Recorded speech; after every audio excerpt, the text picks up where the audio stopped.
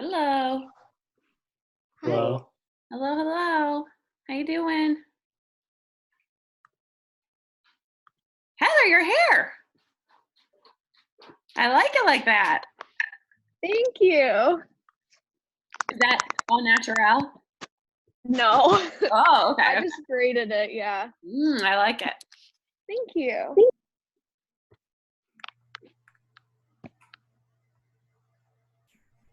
Let's see. So did you guys have drop-off pickup stuff today? Was that today? Yeah. I have my bag of things. It was nice. It was a little sad but it was nice. Yeah. I'm excited for our parade tomorrow. You know, so friend had their parade today, like just now. And my husband just got back from it and he said it was really cool.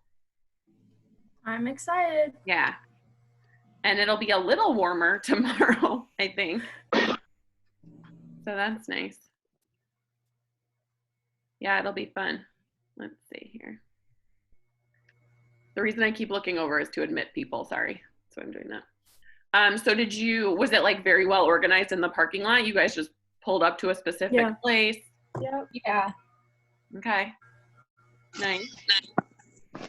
It occurred to me just today because somebody emailed me a question about it that you guys had to give up your textbooks before the AP test. Oh, you didn't have to give them to them? Oh. Yeah. You could, but like there's gonna be a day after all of that stuff. Oh, okay. To return them. Okay, good. Nice. They thought of everything. Good, good. All right, I'm gonna give us another minute for some more people to hop on and then we'll get going. And obviously people can come and go, right? Because there's no like strict format or structure to this. So whatever you guys need is fine with me. So just so you know, don't feel bad if you need to leave early or leave and come back or whatever. That's all fine with me. Miss Hannah, Yeah. do you know like how things are gonna work for like the presidential election? Like, is that all gonna be back to normal by then, or are we gonna be able to like vote the same way? So I don't know. If I had to bet, I would say that we won't be back to normal by then. I think that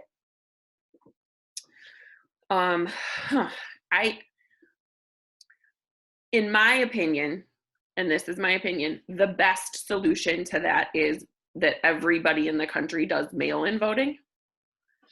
That's not necessarily the solution that a lot of political leaders want. I personally think that that's the fairest thing to do. Yes, there's some logistical issues to solve there, but other states do it already. So it's doable, especially if we get ahead of it, right? But I would be surprised if it was voting as usual come November. Okay. Yeah. So do you think we're all going to be starting college online? Oh my goodness, I hope not. We really are going to. I know that some colleges have already put out information about it. Some colleges have a lot of requirements for freshmen to take on-campus courses. It's like certain on-campus courses in order to have like that college environment. Mm-hmm. But I know that a lot of upper class, like seniors and juniors, are taking online classes. So I think it depends per college and class and all that. Interesting. Yeah, I just don't, again, and I stopped being a betting woman a long time ago, but if I were a betting woman, I would bet that we would probably be starting at least mostly online, unfortunately. Yeah. I don't know, guys. I don't know. I'm going to be teaching about you in 20 years. Right? That's for sure. So. You can have like guest speakers come in. Yeah, exactly. Here's my guest from the senior class of 2020. Yeah, you guys are going to be a primary source. Yeah, my mom told me the other day, she's like, you should start writing a journal. Like, you're going to want to look back at this 20 years later. Totally. I mean, well, I want to look back at this, I don't know, but. I was also, my husband and I were talking, you know, like I remember teasing my grandmother because she was a depression baby and she would save and rinse out and hang dry Ziploc bags and reuse them over and over and over. And I was like, Grandma, that is nutty. What are you doing? But that was a holdover from living through the Depression, right? Like she couldn't, why would she throw out a perfectly good bag? And I wonder if there will be any holdovers from this. You know, like, am I still going to scrub my apples when I get home from this, you know, when I get them from the grocery store, like that kind of thing, you know? Am I going to wipe my bananas off with Clorox wipes before I give them to my kids? Are you gonna have like a quarantine room for all your packages, you know, where you let them sit and just like die off before you open them? Like that corner of my room? I have one right. We have a quarantine. It happens in the mail too. The mail goes there to die. Yeah, they're being quarantined. Yeah. So weird. All right. You guys ready to start? Oh, yeah. Yeah, that's the excitement I was looking for. Thanks, Hannah. No problem. Okay, so I have made a PowerPoint that is not intended to be this like huge major review guide by any means. It's more meant to somewhat organize our review in terms of topic. I don't want that to mean that you guys feel like you can't ask any question anytime. Please do. If it pops into your head and you want to know it, ask it, even if it doesn't go with the flow of the PowerPoint. I just thought that some organization might be helpful to kind of trigger questions you had, like jog your memory a little bit, that sort of thing. Okay. So I will share that with you and we will get going. But please, really, truly, anytime you have a question about anything, ask it before it leaves your brain, because I know how that is when you think of something and then forget it. So I'm going to try to make you guys smaller, and I'm failing. How do I make you smaller? Come on, little guy. Whoa, that wasn't it. Can you guys see what I'm doing with your faces right now, or is it just me? Pretty sure that's just you. It's just me. I think so. Okay. Oh Lord. Just trying not to block stuff. Okay, anyway, we'll figure that out. So before we launch into specifics, just sort of some big ideas to try to help organize your thoughts a little bit and to give you some bigger context while you're thinking about those nitty-gritty details, right? Try to think about, like, I have a lot of vocab words coming up, and so try to think about those words in the context of these big ideas, right? Knowing a definition of a vocab word is good, right? That's going to be important, but it's not nearly enough, right? You need to be able to think about that word and why it's important and what it relates to and how you can discuss it in the context of these bigger ideas, okay? So here are some big ideas to think about now and going forward. You know, I would not be surprised at all to see federalism come up in one of those two questions. I think that that's a really good possibility, right? Federalism has the ability to touch on so many other parts of our class that it's a good one for them to choose to be sort of the foundation of a question and then pull from various places outside of federalism, okay? Same with checks and balances, right? Yes, you should know the powers of Congress. Yes, you should know the powers of the presidency. Yes, you should know what judicial review is. But how do those branches interact with each other? Okay, that's really what is going to, if there's a question about that, that's what it's going to be about, right? They're never going to say, like, you know, what is the formal power of the president, right? That's not college level stuff, okay?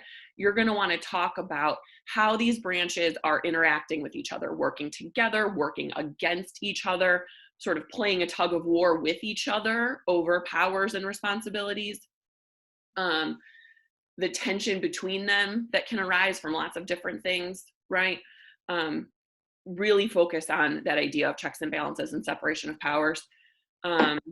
This idea of liberty versus order, right?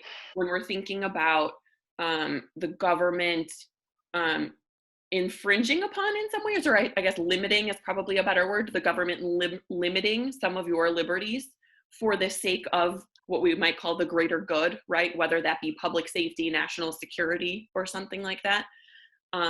What has the court said about that idea in the past? Have they allowed the government to limit your civil liberties for the sake of the greater good? Yes, they sure have. What are some examples, right?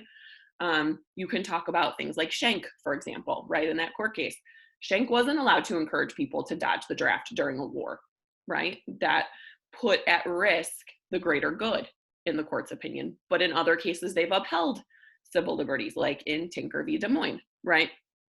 So be able to discuss that balance that the court is constantly trying to strike between liberty and order, and sort of what guidelines they've used in the past to make that decision. When do they come down on the side of liberty? When do they come down on the side of order? Okay. Think about the 14th Amendment. Think about equal protection. Think about due process. What impact has that had on our rights and liberties? And what impact has that had on the power of states? How has that played out through different social movements and different kinds of civil rights movements over time? How have states responded to it? Things like that. Okay, how courts responded to it, obviously. Just some examples of big ideas and how to think about them. Okay. Questions about any of these big things? Anything you guys want to ask?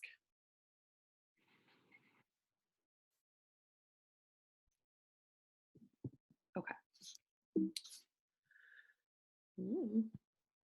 All right, so Unit 1 is foundations, and by foundations I mean Declaration of Independence, Articles of Confederation, right? The stuff that came first, Constitution and federalism. So this is what we did first, right? This is the unit that had a bajillion foundational documents, if you remember, okay? So I listed them here for you. And then the two essential court cases that go with this unit are McCulloch v. Maryland and US v. Lopez. So now is a great time to ask any questions about any of these that you have. As far as like the Constitution now for this test, like it's still, they're going to ask us to use like certain parts of the Constitution to answer prompts, right? I believe so, although it's possible that they'll just throw the Constitution on there, okay? I've seen both. More often they hone in on a specific part of it, right? I would be prepared and not shocked for either one, okay? What is true is if you use one part of the Constitution for your first piece of evidence, you are allowed to use another part of the Constitution for your second piece of evidence. Technically that's allowed. I would caution you a little bit against that, only because I would worry that you're going to kind of use both of those pieces of evidence in the exact same way and almost be repetitive in your argument, and that might hurt you. That's not to say you can't do it and do it well. I'm sure that there are ways that you can, but I guess what I'm saying is you guys just learned 9 foundational documents and all sorts of course content and 15 essential court cases. There's got to be one other thing you can pull from besides just the Constitution to back up your argument and use as evidence. So I would encourage you to try hard to think about a piece of evidence outside of the Constitution if you can. Okay? And when it's like the describe question, like that was like when we were talking, or like identify or just write, which is like the, First Amendment, like freedom of speech. So if we're identifying something constitutionally, we like just specify exactly. Yes, although I can tell you almost 100% for sure you will not get an identify on this test. Okay. You're going to get, I'm almost certain, and I'll show you this again later, but you're going to get a describe and explain, and then a describe and explain again. Okay. Got it. Yeah. Thank you. Yeah. Good question. What else about these things, you guys? Any other foundational document questions or essential court case questions? I'm going to obviously pause again in a second, but one really quick note. If federalism is the focus of a question, you should really be ready to talk about these cases, especially US v. Lopez, right? Those are the court cases that are going to sort of go together with federalism the best. And so really be prepared to talk about those. Another way that federalism might be used with an essential court case other than these is selective incorporation, right? Is sort of tangential way to get to federalism. Selective incorporation was essentially the court telling states they had to follow the Bill of Rights. So there's a federalism element in that concept as well. But these two court cases are the most direct link to the concept of federalism. Okay.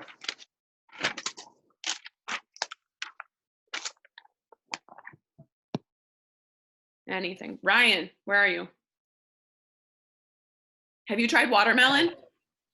Is that one of the taller ones?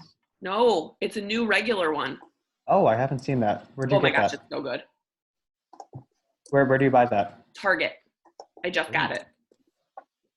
I wish I could bring you one. I'm really thirsty now.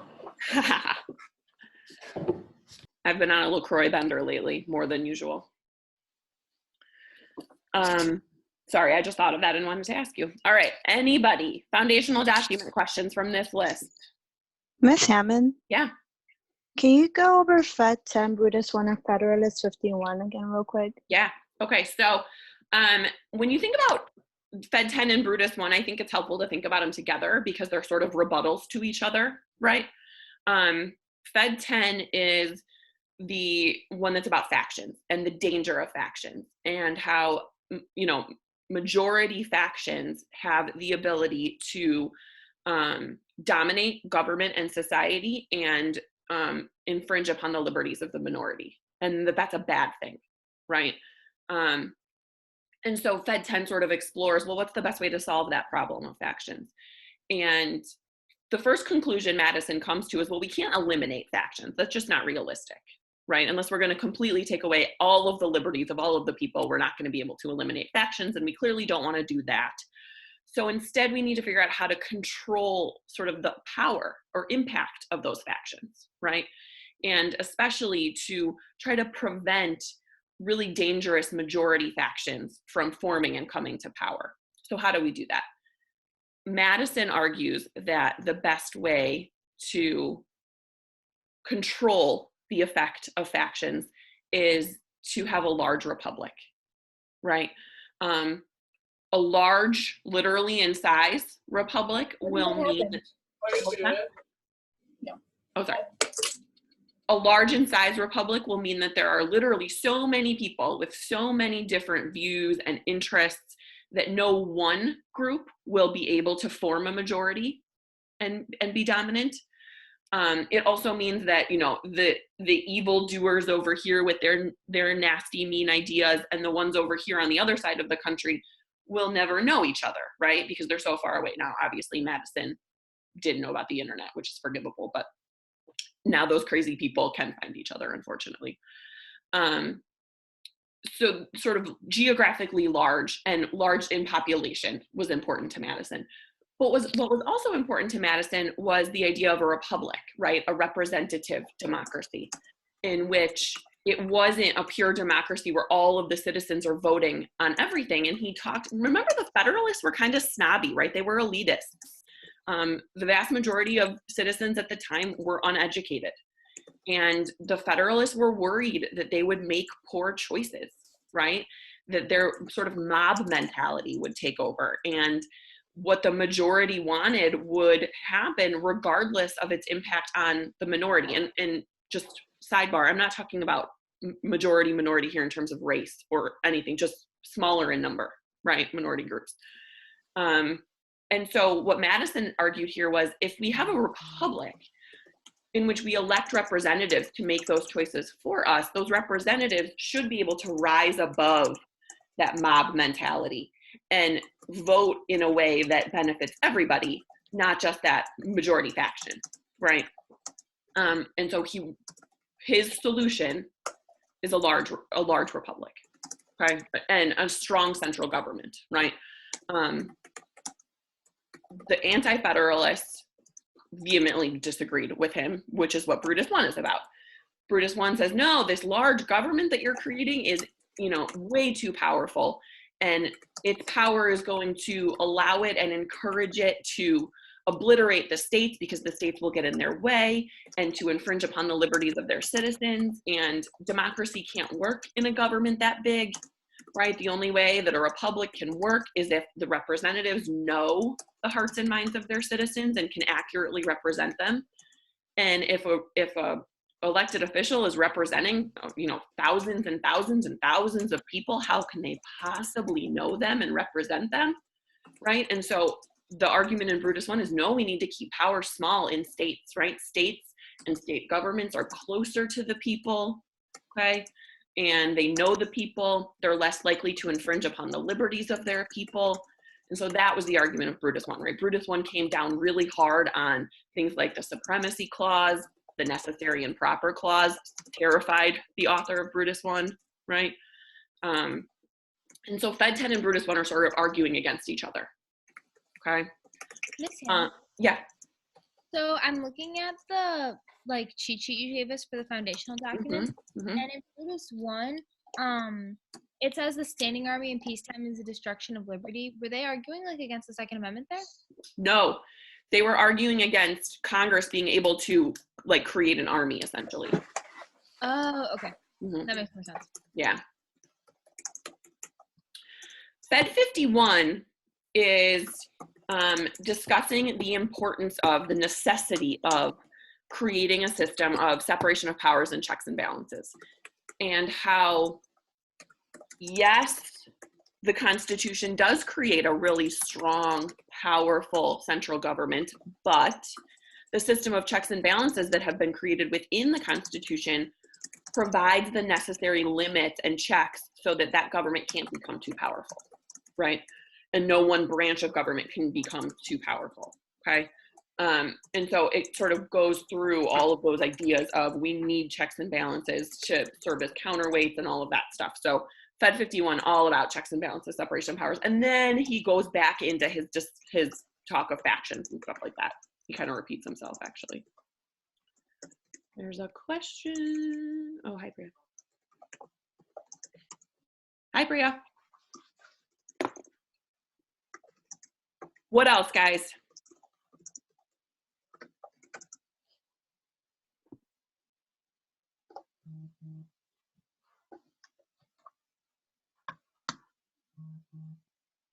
Just to jog my memory on McCulloch v. Maryland, Mhm. that was where that Maryland tried to put a tax on the bank, right? Correct. Yeah. Okay, and they were trying to rule that the National Bank was unconstitutional, but it wasn't because of the elastic clause. Yeah, so there were really two questions in this case that the Supreme Court had to answer. The first was, did Congress have the power to create the national bank in the first place?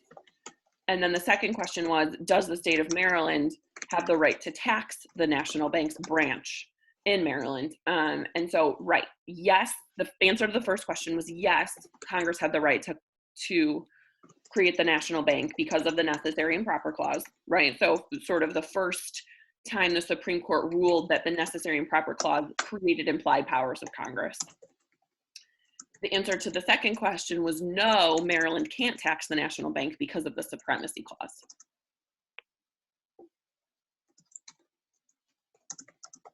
So overall here, the impact is more power to the federal government, less power to the states. U.S. v. Lopez is the opposite impact. U.S. v. Lopez was the person that brought the gun to school via concealed carry, correct? Yes. Well, I don't think concealed carry was necessarily part of that, but yeah, you're remembering the case correctly. The guy brought the gun to school. He was arrested. There's a little bit of a convoluted path that it takes in the beginning in terms of charged by the state, charged by the federal government. But the end result was he was charged under a federal law called the Gun-Free School Zones Act and convicted. And his conviction was overturned. The Supreme Court ruled the Gun-Free School Zones Act was unconstitutional because it exceeded Congress's authority, right? That nowhere in the Constitution does it give Congress the power to regulate guns in schools. The defense had been that Congress did have the right to do this under the Commerce Clause. And the Supreme Court rejected that argument and said, no, this has nothing to do with commerce. And therefore, this is a law that only could be passed at the state level. This is not something that Congress is allowed to legislate. And so in sort of a reversal of a pretty long-standing trend, in US v. Lopez, the Supreme Court sided with the states and returned power to the states in that way and ruled against Congress's power. So US v. Lopez, a lot of kids get tripped up on this because it has to do with a gun. US v. Lopez is not a Second Amendment case, okay? US v. Lopez is a case about federalism and the Commerce Clause and state versus federal power and what Congress is and isn't allowed to pass laws about. It's not a Second Amendment case.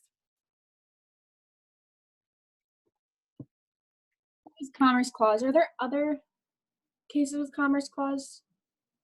Court Not cases? not that are essential cases. Okay. Yeah, I know we've talked about it using a stretch. It's generally used as a stretch of power. I didn't think any of the court cases did, but yeah, it's a total stretcher power. The other court cases we touched on in class that aren't essential court cases are cases like Gibbons v. Ogden. Right, with the steamboat, and then Wickard v. Filburn, the guy planted the wheat to feed his cows, right? Those. Yeah, okay. Yeah. But no, none of the other essential court cases are Commerce Clause cases.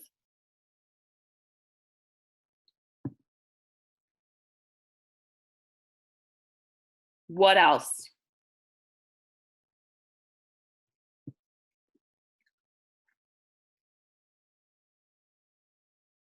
Should we go to the next one? It's all vocab for Unit 1 to sort of jog your memory, trigger questions. Yes, ready to move?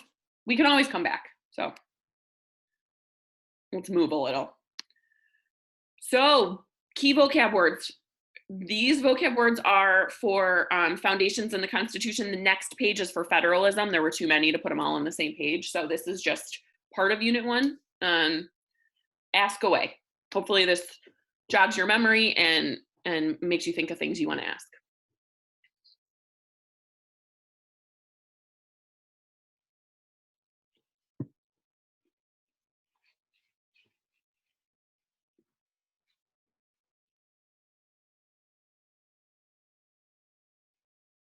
When we're answering questions, do we need to say, like, with what level of specificity do we need to refer to clauses in the Constitution? Like, do we need to say article whatever section and like state all the clauses, or just no?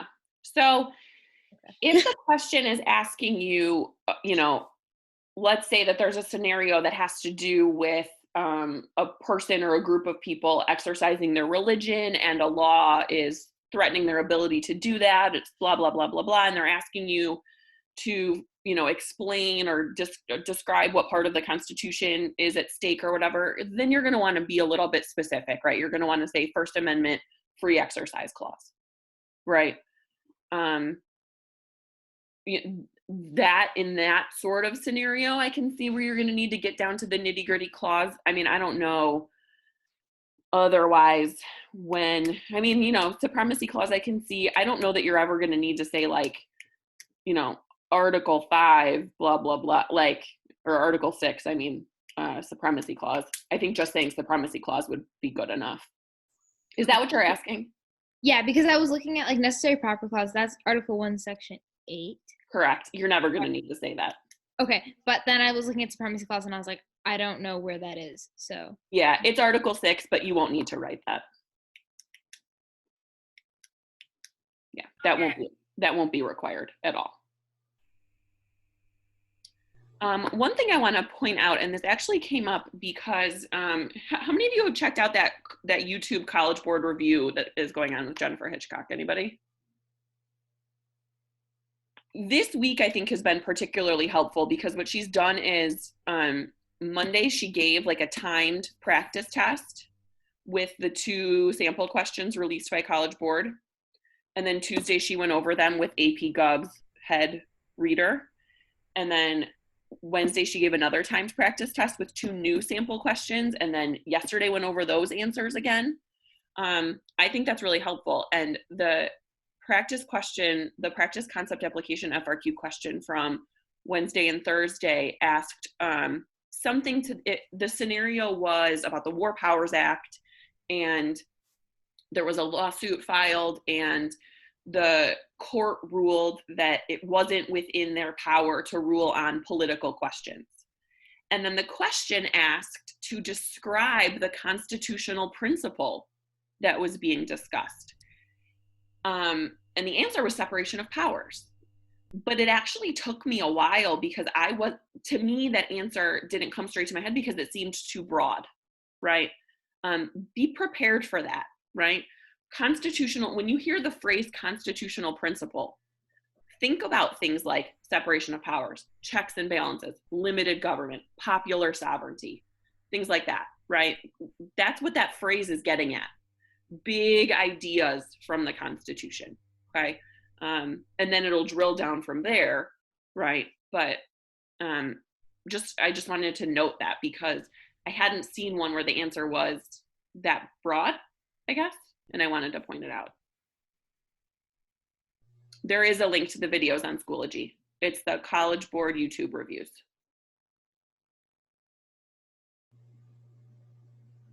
It's in the e-learning folder. Very helpful. All right. What do you want to talk about?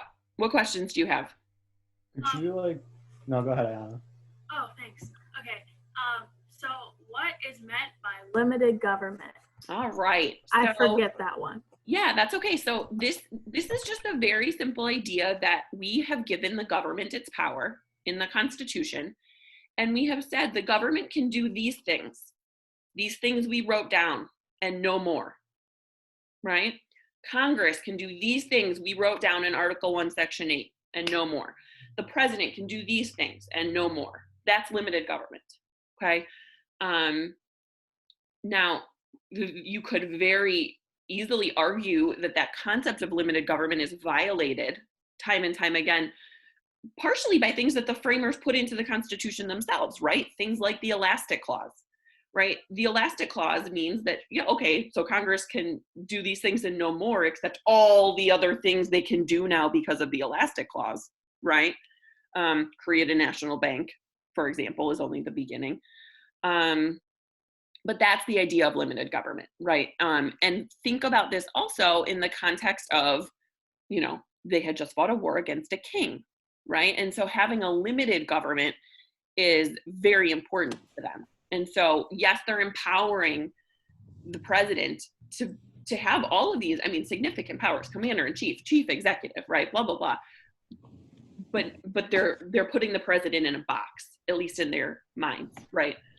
Here are the things we're going to allow the president to do, but we're not going to allow the president to do any more than that, right? Again, you can talk about that, and then you can also talk about the idea of the imperial presidency. Has the president stayed in that box of limited government?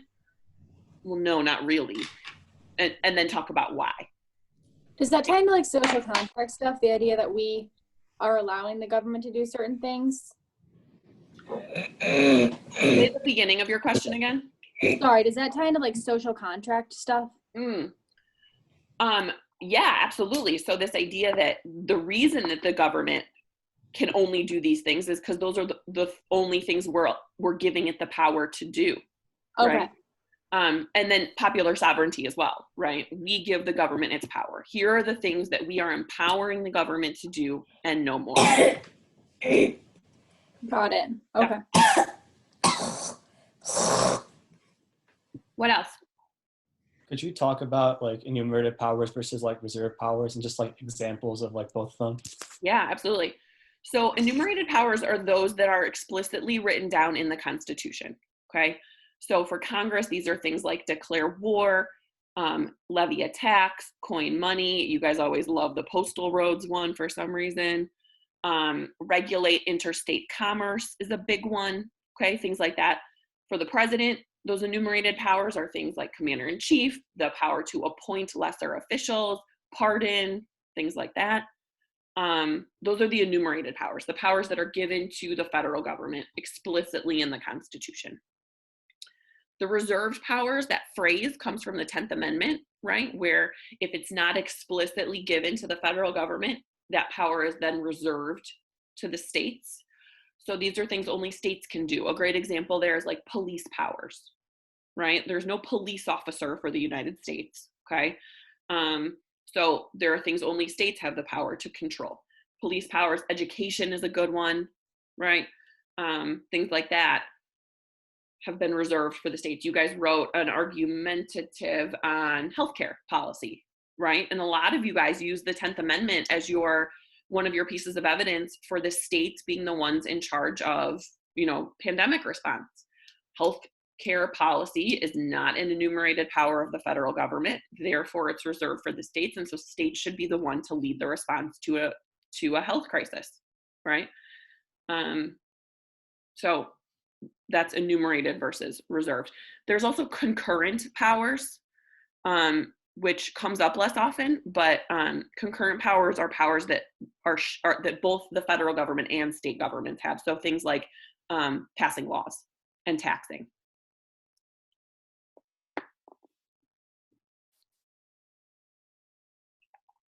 Miss Hammond? Yeah. Could we go over representative republic? That's the kind of government that is created by the Constitution, right? That's a little bit repetitive. I put that phrase there because that's the phrase that your book uses. But a republic is a representative democracy, right? Okay. So the United States of America is not a pure democracy. A pure democracy would be like Greece, where citizens voted on everything, right? We elect people to represent us in our government, and they vote on our behalf. That's a republic or a representative democracy. Okay. Thank you. Sure.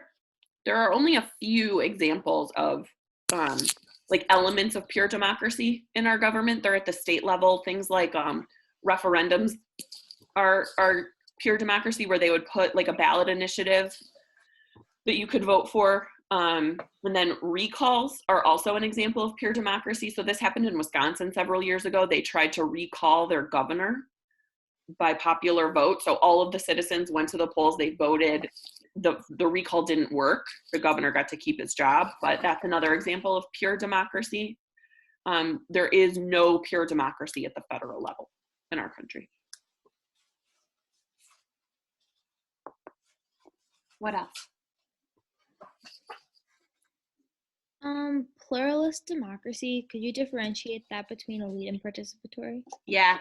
All right. So these are just sort of different models of democracy, I guess, is the best way to put it. So pluralist democracy is the idea that remember pluralism, right? This sort of in the same vein. Pluralist democracy is one in which multiple different groups have a seat at the table and are sort of vying for power over public policy and control over public policy. I would argue that what we have today most closely resembles a pluralist democracy, right? So I know we didn't do interest groups, and interest groups aren't on the test, but that's essentially what a pluralist democracy is all about, right? All of these different groups who are trying to impact public policy, we allow that to happen. We think that that's the way to get the best result. Different voices are heard, things like that, okay?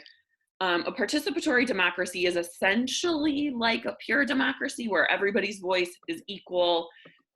Everybody has a vote. They're not being represented by other people. Instead, they're voicing their own ideas, okay? Elite democracy is one in which only the sort of elites at the top have a seat at the table. They are the ones driving public policy. Okay, you could also make an argument that that's what we have, I think. And it doesn't, there could be a blend of those as well, but that's the idea with those three. It's sort of how does our democracy function? Who has the most influence over our public policy? Does that make sense? Sounds good. Okay.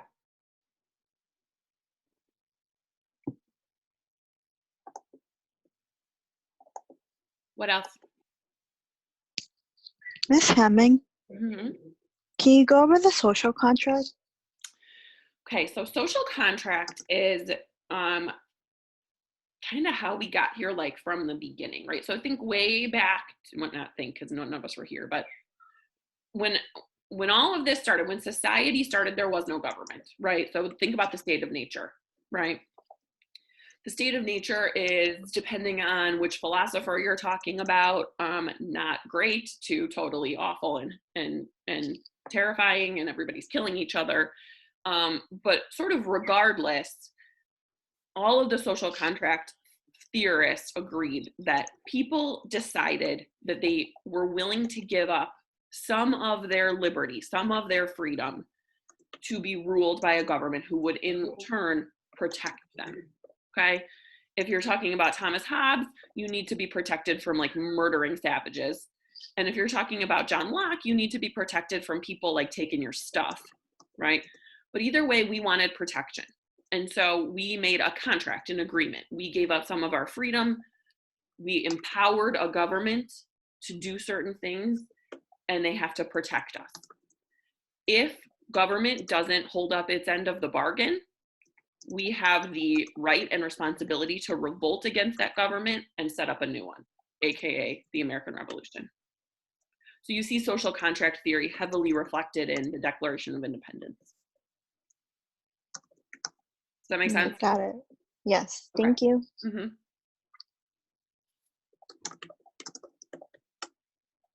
What else?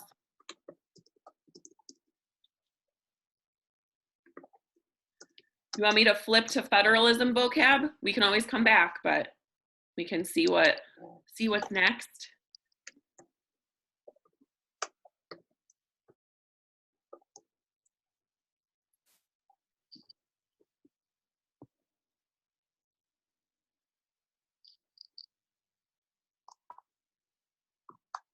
What do you want to know? Can you go over the two types of federalism, like the dual and then the cakes, please? The cakes, yes, the cakes. All right, so federalism in general is the idea that power is shared and divided between a strong central government and weaker, smaller state governments, right? The extent to which power is divided or shared depends on what kind of federalism you're talking about. So with layer cake federalism, aka dual federalism, the roles and responsibilities of the two types of governments are very clearly defined. There's not a lot of cooperation, there's not a lot of working together, there's not a lot of crossover, right? These are the things the federal government does, these are the things the state governments do, period, right? Not a lot of gray. Okay, like a layer cake, right? Chocolate, vanilla, right? An example there would be like the power to declare war or make treaties, right? That is very clearly limited to the federal government, okay? The speed limits, right? That is very clearly something that states control, okay? And there's not a lot of crossover there. Cooperative federalism, like marble cake federalism, is where there is more cooperation between federal and state governments, right? This is when the line is blurred a little bit. So an example here might be infrastructure, right? Almost always when you see road construction going on, that is a joint venture between the federal government and state governments, right? There's been probably some kind of grant from the federal government, but it's being run at the state level. They're working together to complete that project, right?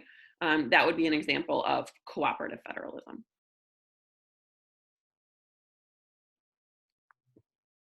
What else? Devolution is just powers moving from Fed to like state governments, right, over time. Yeah, but understand why, right? What's the philosophy behind devolution? You know, this is Reagan, okay? One of his more famous speeches, you know, government is not the solution to your problem, government is the problem, okay? Reagan, as a classic conservative, philosophically believed in shrinking the size and scope of the federal government. This is in direct response to the impact of the New Deal from FDR, right? Because of the New Deal, the federal government had exploded in size and responsibility and power.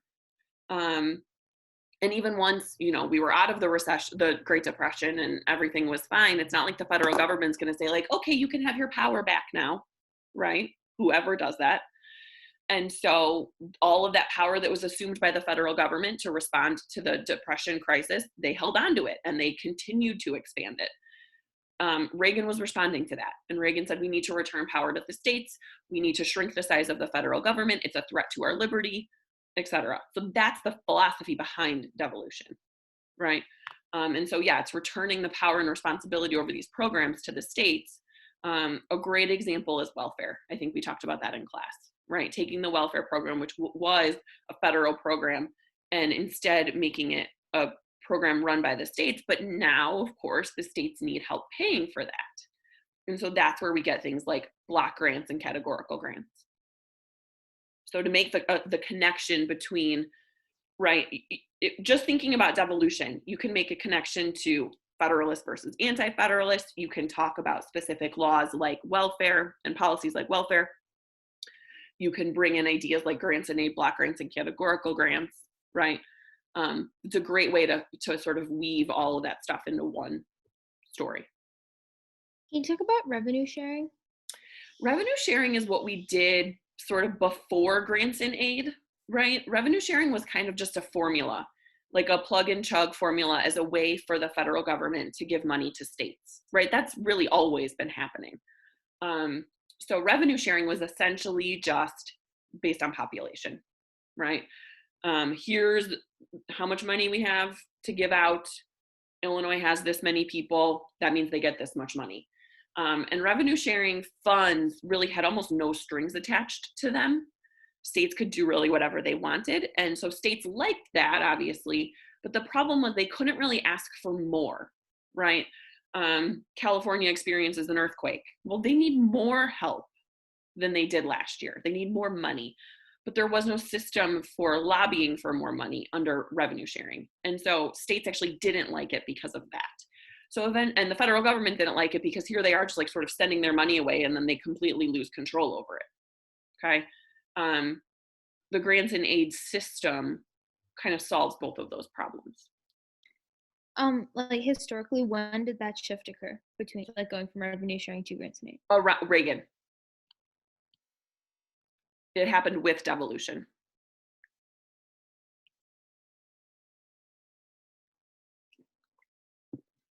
What else? Could you go over fiscal federalism? Yeah, that's sort of what we were just talking about, really. This idea that the federal government and state governments will share the financial burden of paying for things. I hesitate to use the same example, but it's a good example. You know, infrastructure, building roads, bridges, tunnels, things like that. The federal government will send a grant to the states to pay for part of it. The states will meet the rest of the financial responsibility. And so they're working together financially to pay for something.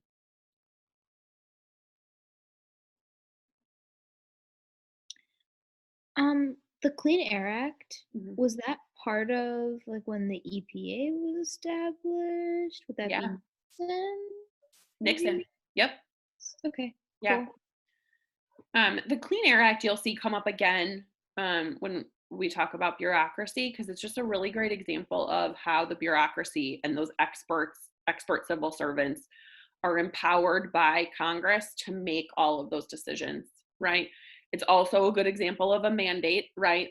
The federal government tells states they have to comply with these new environmental standards. It's a really good example of a lot of things. I think that's why it's one of the laws that they use over and over, just because it can help explain so many different facets of the government. All three of these, the ADA, No Child Left Behind, and the Clean Air Act are all examples of, the ADA is a good example of a mandate, right? No Child Left Behind is really a condition of aid, right? The education is a reserved power of the states. So the federal government is not allowed to pass a law mandating education reform. But what they can do is they can pass a law incentivizing education reform, saying to states, okay, if your schools meet these standards that we've set, we will send you money. So now states have an incentive to enforce those standards, which they obviously are allowed to do because it's a reserved power. So No Child Left Behind is a good example of that. Okay, this is a really dumb and off-topic question, but like, does every state have like a bank account? Like, Mhm. how do? What? Yes. Oh yeah, That's we crazy. pay state income tax, And they just have a little bank account with all their money. and states are required every year to have a balanced budget. States are not allowed to go into debt. Wow. They have to meet That's those pretty cool. responsibilities. You learn something new every day. Mhm. What else? Miss Hammond, Mhm. I also have a question about the Clean Air Act. So is that like with Mr. Nergozhansky first semester when we did that Save My Agency thing, is that like part of the bureaucracy with the EPA? Yes, exactly. That's the Clean Air Act is a law that is executed and enforced by the EPA. Okay. Mm-hmm.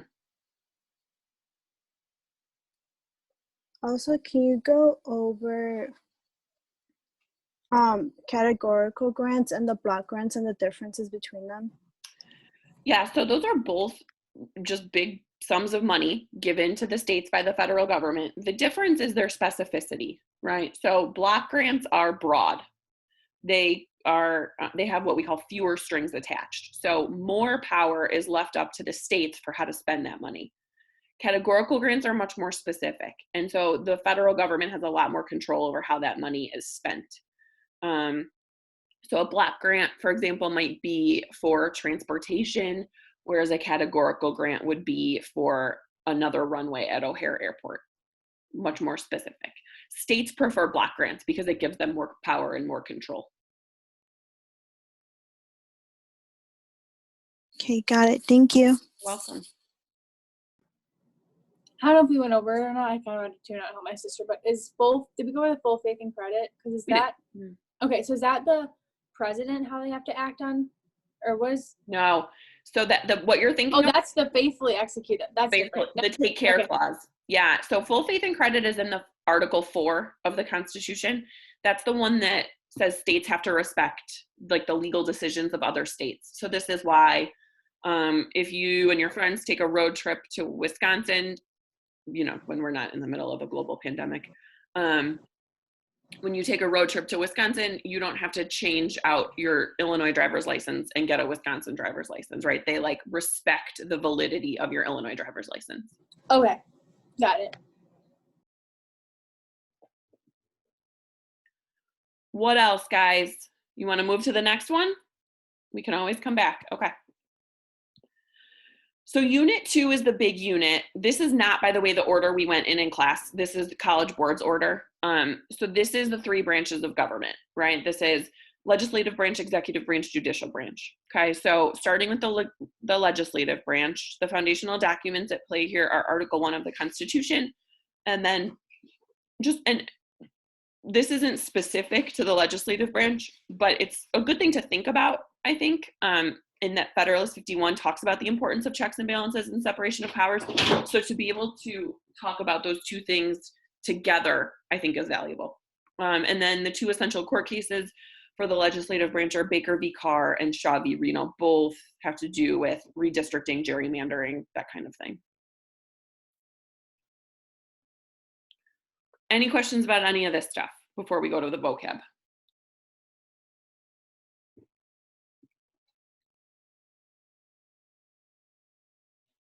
Okay. Whoa. Check it out. Take a minute.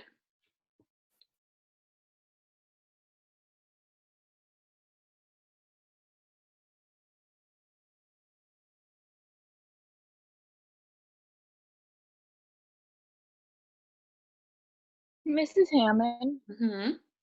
malapportionment, does that have to do with like it kind of goes with gerrymandering, right? Yes. Yeah. So two problems can occur when states redistrict every 10 years, right? One of those problems is gerrymandering. The other problem used to be malapportionment, which was that states were drawn with vastly different size population, or districts were drawn with vastly different sized populations, right? Malapportionment is the problem that was addressed by Baker v. Carr, right? Okay, thank you. Yeah. And so in Baker v. Carr, the Supreme Court said, yeah, this is a constitutional problem, not just a political problem. So we can hear cases like this. And then subsequently, the Supreme Court ruled one man, one vote, which essentially did away with malapportionment. So malapportionment doesn't happen anymore. Ms. Hammond, Mm-hmm. what's the difference between safe seats and marginal seats? Good question. So this is really talking about elections, right? So safe seats and marginal seats have to do with how likely it is that the incumbent will get reelected. Incumbent meaning the person who currently holds that elected office, right?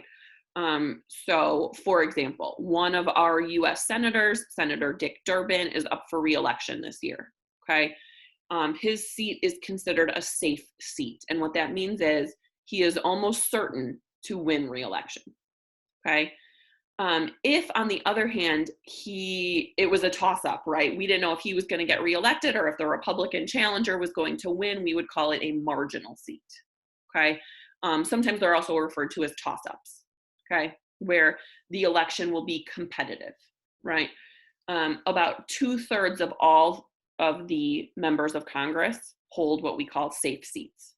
2/3 of all members of Congress are almost certain to get reelected every election. And then when all is said and done, usually about 90% of them get reelected. About 90% of incumbents win reelection. Is it safe? Is it just based on party? General, like, is it person or party? Like, it's usually both, right? Okay. So, but not always. And Durbin's seat is actually a good example, I think, of how it could be just the person. It's not out of the realm of possibility that Illinois could elect a Republican senator. We had one until not too long ago, right? Mark Kirk. And so if Durbin retires, I wouldn't be surprised at all if a Republican won his seat. I would be shocked, however, if Dick Durbin lost re-election. Right. Okay. Because I know we talked about that California. Yeah. I think like how the seat's always Democratic. Right. And that's because of gerrymandering, right? That's in the House, right? And so another interesting thing to point out is members of the House tend to be in even safer seats because their districts can be gerrymandered so heavily in their favor, right? Where then it is truly the party that is safe and not just the particular person holding office at that moment. Yeah. It's also good to think about safe seats and marginal seats and how that impacts the behavior of Congress, right? If you are a member of Congress and you are in a safe seat and you know you can't possibly lose, how does that change your behavior? How does that change your voting behavior? Versus you're a member of Congress and you could lose re-election at any time, right? How does that change the way you approach how you vote on things? Does it change if you are a trustee versus a delegate type voter? Does it mean you go home every weekend and talk to constituents, right? So I think it's interesting to think about how being in a safe seat versus a marginal seat can change the way that you behave as a member of Congress. Can you talk about advice and consent and like what that means contextually? Like where does it apply to? Advice and consent is the power given to the Senate to approve presidential appointments and ratify treaties, okay? So that language comes straight from the Constitution. The president may, with the advice and consent of the Senate, appoint lesser officials, make treaties, things like that. And so the Senate has the power to confirm ambassadors, cabinet positions, and other things like that, and federal judges and justices, and then ratify presidential treaties. That's what that refers to. Could you go over discretionary versus like non-discretionary spending? Yeah. So this comes into play when we talk about the budget process, right? And how, like, who is a player in putting together a federal budget, what the process looks like, what the tensions are, things like that.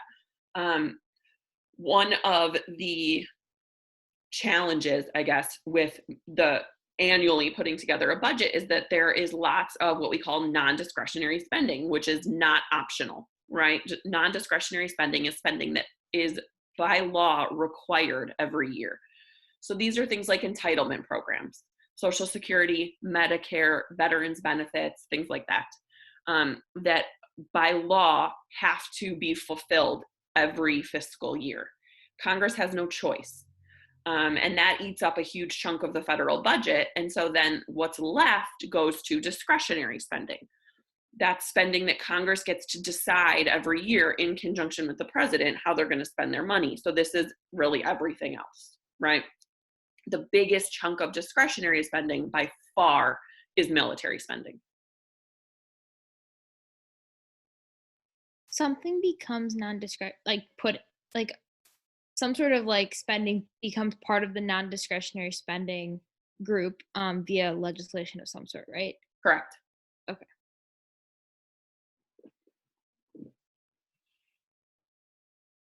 What else?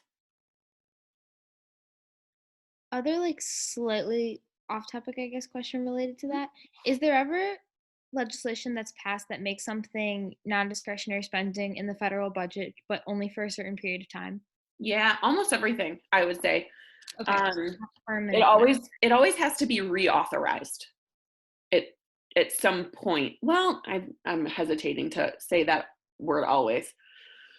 Because I don't know that Social Security and Medicare are constantly having to be reauthorized, but a lot of other things are. But it's never. I'm questioning how often though.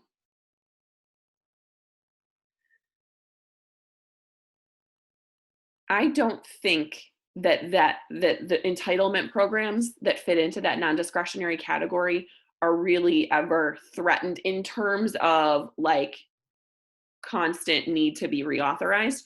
That doesn't mean that tomorrow Congress can't pass a bill changing those entitlement programs. They could, but they're not like yearly or like bi-yearly or whatever threatened, like up for vote again. They're not. So it's just like in like 10 years this law no longer applies, or every year we have to like check the box saying like yes we still agree with it, otherwise it gets voted on again? No, not for things like Social Security and Medicare. Those are just always in the books. Yeah, those don't face like a yearly threat of not being reauthorized. I don't know if that's the case for things like veterans benefits or welfare, because we don't hear about a yearly fight over welfare. My best guess is that that's not the case, because I feel like there would be a yearly fight over welfare if that were the case.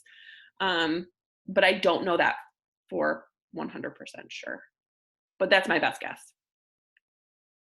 Okay, sounds good. I was just curious. Yeah.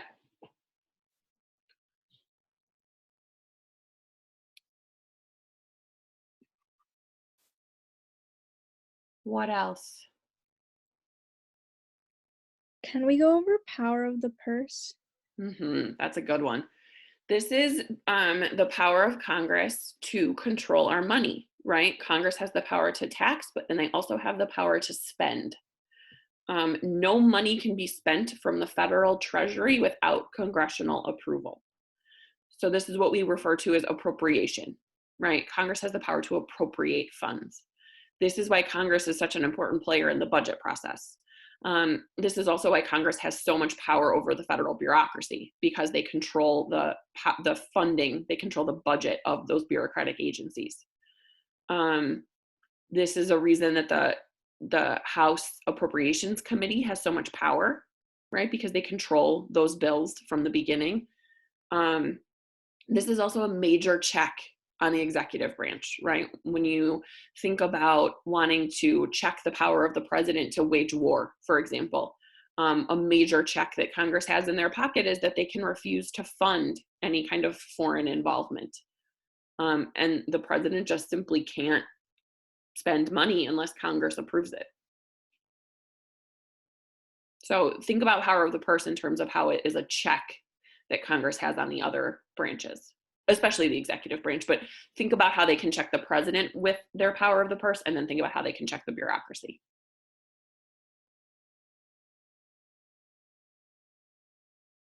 What else?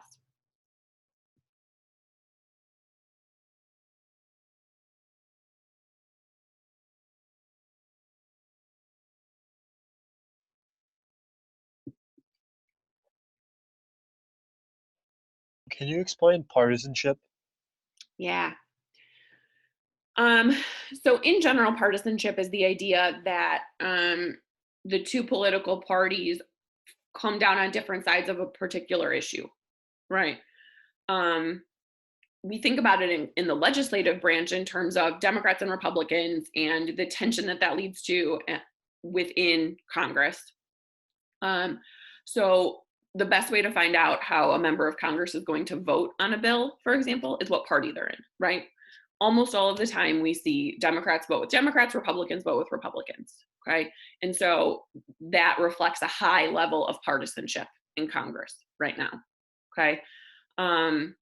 By contrast, I guess, if you see a bill that gets support from both parties, that's what we would refer to as a bipartisan bill or a bipartisan approach or bipartisan support, right?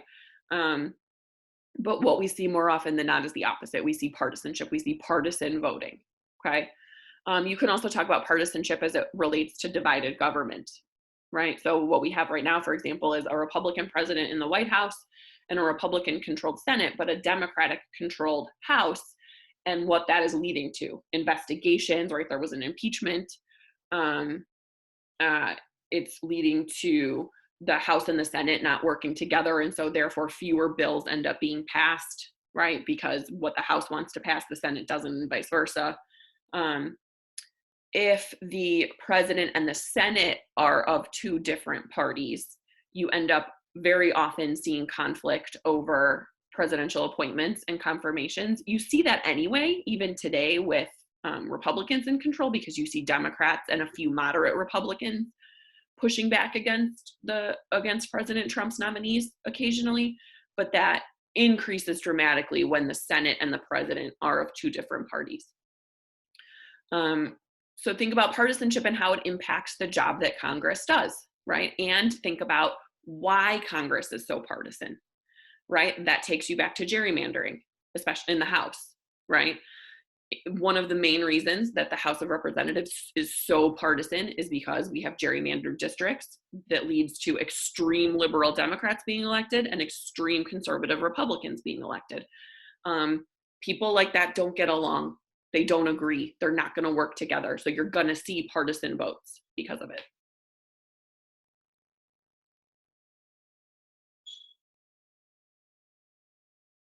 What else?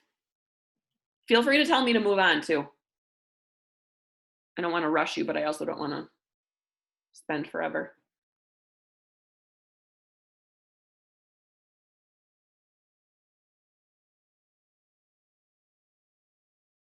You want to go to the next one? Yeah, I think the next one. Executive branch. So the foundational document specific to the executive branch is Federalist number 70, Hamilton.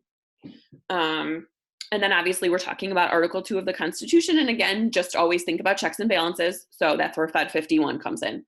But Fed 70 is the one that is specifically about the executive branch. And this is the one where he's arguing for a unitary executive. He talks about energy. He talks about accountability. He talks about decisive, quick action, right? You guys did a really good job writing about that. So I think you feel pretty good about Fed 70 actually, but let me know if you have questions before we move on to vocab. There are no court cases that deal with the executive branch. No essential court cases.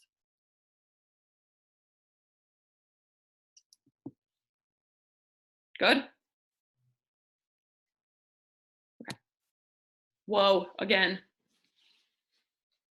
Check it out. This is also bureaucracy. This is president and bureaucracy. And this, for my second semester students, this should be fresh.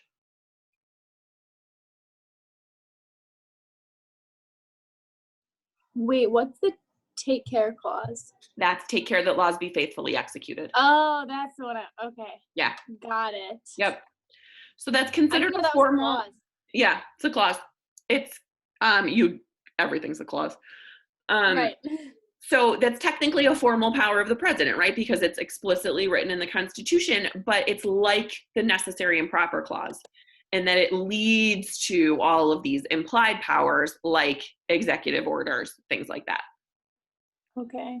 And so if like that was like a question or something, you'd say like the take care clause of the. You could call it that, or you could just say the president executes the Okay. law. Yeah. Okay, it didn't do that. It's just like, But if you say the take care clause, that is absolutely what they will know you're talking about. got it. Okay. Yeah. And then signing statements are they're not legal, right? Is that when they? No, you're thinking about line item veto. Oh my gosh. Okay. Yeah. So, but they can have the same impact, sort of. It might have been you who asked that question.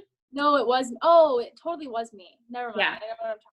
So signing statements are when the president goes to sign a bill into law and then issues a signing statement along with it that says, here's how I'm going to execute this law. And often they'll say, I'm going to execute this law like not the way that they want me to, right? That's the purpose of them. So the example I used in the notes we went through second semester, people, was when Trump signed the coronavirus relief package into law. And in the law was oversight over how those loans were distributed. Trump issued a signing statement saying, yeah, no, there's not going to be any oversight. I won't allow it, right? So it's essentially the president giving an indication publicly and to Congress that this is how the president intends to execute that law, right? Power as chief executive under the take care clause. The president can decide how laws will be executed, and that can have a pretty major impact. But it's not unconstitutional because he's not specifically vetoing items. He still signed the bill. So it's like the same thing except one like.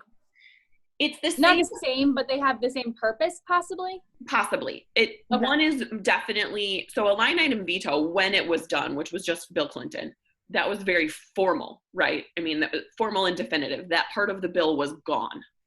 A signing statement is definitely more informal, and that it's just the president, that part of the bill still exists, or that part of the law still exists. It's just the president indicating that it will be executed differently. Okay, which I mean is how they work in general in terms of they get to, like, in terms of like Congress can enforce things. Correct. Okay. Correct. And so you were right in thinking that a signing statement could have the same impact as a line item veto, potentially. Okay. Could they do that with, I know like for certain court cases, it's up to like the president to enforce the rulings of that. Would that wouldn't come into play? Like the president just chooses whether to enforce or not, right? It's not like issuing a statement on the case. Right. But remember that there can always be like law. I mean, if the president just flat out refuses to execute a law, Congress can sue the president. Right. Or Got it. other Okay. people can sue the president. But yes. Okay, cool. Thank you. Yeah. What else, guys? Can you explain what a pocket veto is? So once a bill is passed by Congress, it goes to the president's desk, and the president has 10 days to do something. Usually the president will just sign the bill. That's what happens almost all the time. But if on the 10th day, the president has done nothing, and Congress is not in session, Congress is at recess, is what they call it, then it's a pocket veto, which is a veto without the president actually like vetoing it, right? These are extremely rare because if there's the threat of that happening, Congress will know it most likely, and Congress controls their own calendar. The president doesn't control it, so they can ensure that they're not at recess on that 10th day. If on the 10th day the president has done nothing and Congress is in session, the bill becomes a law without the president's signature. Miss Hammond, to go back to, sorry, I just muted myself on accident. To go back to the signing statement. Yeah. So the president doesn't have to enforce any law he signs regardless, right? So is the point, I mean, like they can sue, but then nothing can, I mean, like stuff could happen after that, but like not really. I mean, I struggle with saying the president doesn't have to enforce the law. He does, right? that's in the Constitution, right? The president is the chief executive. They must take care that laws be faithfully executed. They do have to execute the law. Where the rub comes in is that they get to faithfully execute, and that gives them so much control over how a law is executed, and to the degree and extent to which, and the do you know what I mean? And so yes, there have definitely been examples of the president just flat out not executing the law, right? But those examples are actually pretty few and far between. We know about those cases, right? So that doesn't really, the president executes the law, but the way that the president directs the bureaucracy to execute the law can vary so dramatically that it can have a huge impact on the law itself. Does that make sense? Yeah. Stop. Okay. Poor wording on like the not executing. No, that's okay. But if they get the choice, if the president / executive branch has the choice of how they would like to execute a law, regardless of what the law says. Yeah. I mean, like they have to follow it, but like up to some interpretation. Is the point of the signing statement just like a public slap in the face to Congress? Sometimes, yeah. That's certainly what it was in that example we talked about with President Trump. Yeah. But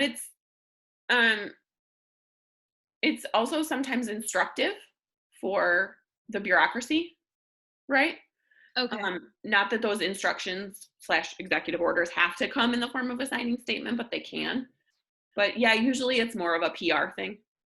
Okay. That's what I was wondering, because he definitely could have, like, if Trump didn't want congressional oversight on how the funding was being distributed or whatever, would he just like deny the person that is supposed to be oversight? Yes, exactly. And so that's also sort of why I think he issued a signing statement, and why presidents in general would, sort of to get ahead of it, right? Because let's say there was no signing statement, and instead President Trump just sort of quietly tried to deny that oversight. What would congressional Democrats do? Like, why aren't you executing the law? Yeah, they'd throw a fit. They would go to the news, right? They would throw a fit. And so then they control the story. In this way, President Trump controls the story, right? With his signing statement, he says, this is overstepping the bounds of Congress. This is a threat to my executive power. I will not allow it to stand. And so now, instead of it looking like President Trump doesn't want anybody making sure that this is done correctly, now it just looks like President Trump is preserving the Constitution, right? Is there any way that Congress can go, well, if you're not going, could they have pulled their funding from that situation? Sure, they could have, but that would have pulled the funding from the entire coronavirus relief package. Yeah. Okay. Cool. But absolutely, it's always good to think about how they can use the power of the purse, and that is one way. What else? Can you go over the lame duck period and the honeymoon Yeah. period? So these are both phases that the president's tenure will go through. So the honeymoon period comes first. This is right after the president gets elected. And on a honeymoon, right, the couple is always, perfect in each other's eyes and can do no wrong, and right, big hard eyes everywhere. And that's sort of how you could describe the president's like first 100 days in office is usually the marker that they use. And this period is marked by general goodwill from both the American people and Congress. This is usually when the president has their highest approval ratings, which is almost always when they're most successful at getting their legislative agenda pushed through Congress. Members of Congress kind of give the president the benefit of the doubt. The president has the support of the American people. And so this is often when presidents will try to get the things that are most important to them accomplished. A great example of this is Obamacare, right? Obama did that right away, right? He knew it was really important to him, and it was really hard. And he had a majority in the House and the Senate. And so he started pushing on Obamacare from day one. And that's pretty common, right? It's very common to see the president get a lot of campaign promises checked off during their honeymoon period. The lame duck period is the opposite, It's at the end of a president's term in office when they are not eligible for reelection again. And they really have no leverage left, right? They can't threaten things. They're on their way out. A new president is on their way in. So why are we going to deal with you? We're going to wait for the new guy, right? And so a honeymoon period or a lame duck period is marked by the president having less power and less ability to get things done. And a great example is that it was during Obama's lame duck period that Congress overrode one of his vetoes. The only time they overrode an Obama veto in his 8 years was during his lame duck period. If a president is like on their their second term, does the honeymoon period, is it like still as advantageous for the president? No. Or does it kind of like not count if it's your second time around? Yeah, we really only talk about it in terms of their first term. Not that there isn't a re-election bump, because there is, certainly. And presidents will often take re-election as sort of a mandate from the American people to do those things the president promised to do on the campaign trail. But the bump isn't quite as big as that first time getting elected. What else? Could you talk about like discretionary authority? Is that in terms of like the bureaucracy? Yes. It's a huge concept for bureaucracy. It really is what explains why the bureaucracy has so much stinking power and why they're so hard to control. This all starts with Congress, by the way, right? So Congress passes all these laws, but they don't know anything. And that's not a knock on them, but like, I don't know anything either. I don't know how to keep the water clean and the air clean and, whatever. And neither does Congress. And so they lean so heavily on these experts who are bureaucrats, these civil servants, right? And so Congress passes these laws that are really vague and have lots of holes in them. And they empower these civil servants working at the EPA, for example, to fill in those holes using their expertise. And so Congress passes the law, the president signs the law, it gets to the EPA. And so somewhere in a cubicle somewhere, some guy deciding how to do all of these things, some person filling in those holes in the law, that's discretionary authority, right? The discretionary authority is bureaucrats making decisions that aren't spelled out ahead of time by law. And anytime they do that, they have power, right? They're empowered to make those decisions. They're empowered to make rules. They're also empowered, by the way, down here I have compliance monitoring. So if you kind of break this down, first, bureaucrats are often involved in the writing of the bill itself, right? So they're involved legislatively. Second, they're involved, and then in filling in gaps in the law. So right, there's their sort of legislative role. Then obviously, part of the executive branch, they are involved in executing the law, putting it into action, okay? But then with compliance monitoring, they are empowered by Congress to seek out and punish violators of the rule that they made.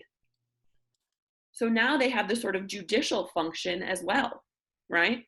They write the law, they enforce the law, they punish people who break the law. That's a ton of power. Who checks that, right?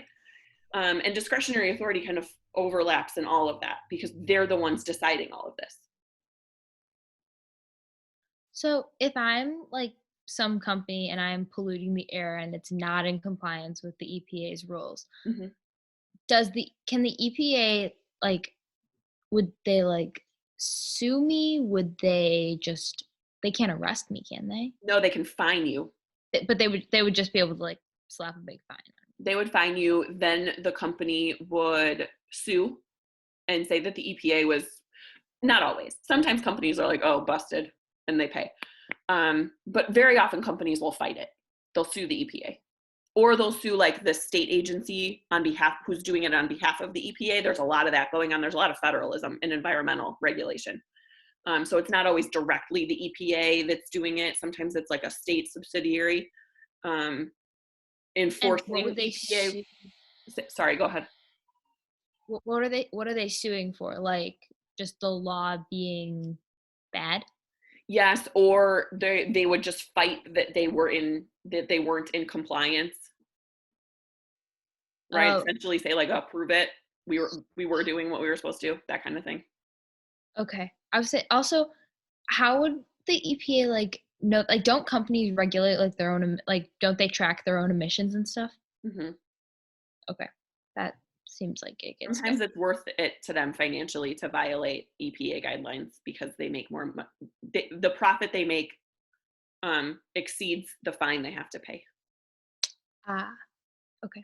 Especially when the EPA is understaffed and it can't catch violators very well.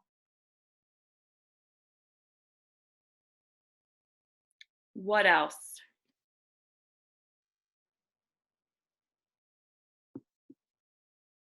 Should we go to the next one, or does anybody have another question? Can you go over the bully pulpit real quick? Bully pulpit? Yes. Bully pulpit is what we consider an inherent power of the president, meaning it's something that the president has simply because it's the president. This is the idea that what the president says matters, and the president has the ability to influence and change our thinking on things.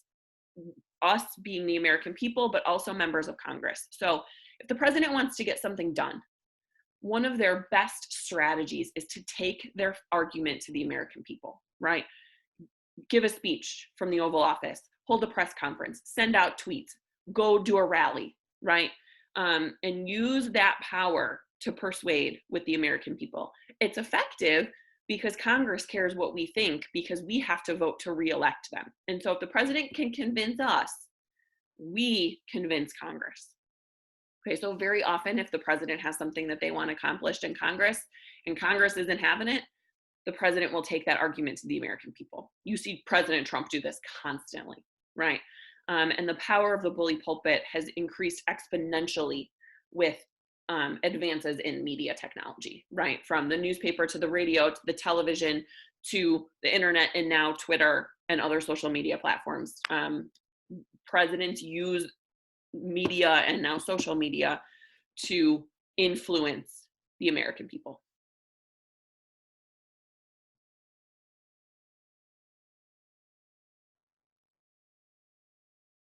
Anything else from this one? You want to go judicial branch?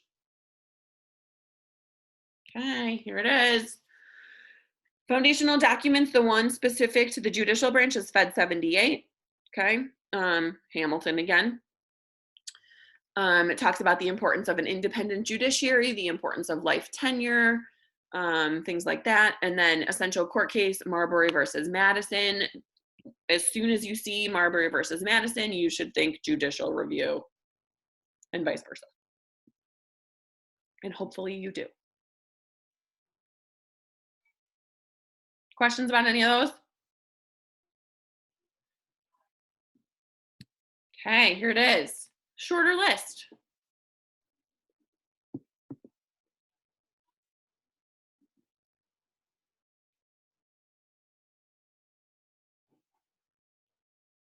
Can we just go over the Latin terms? Because I always get them all mixed up.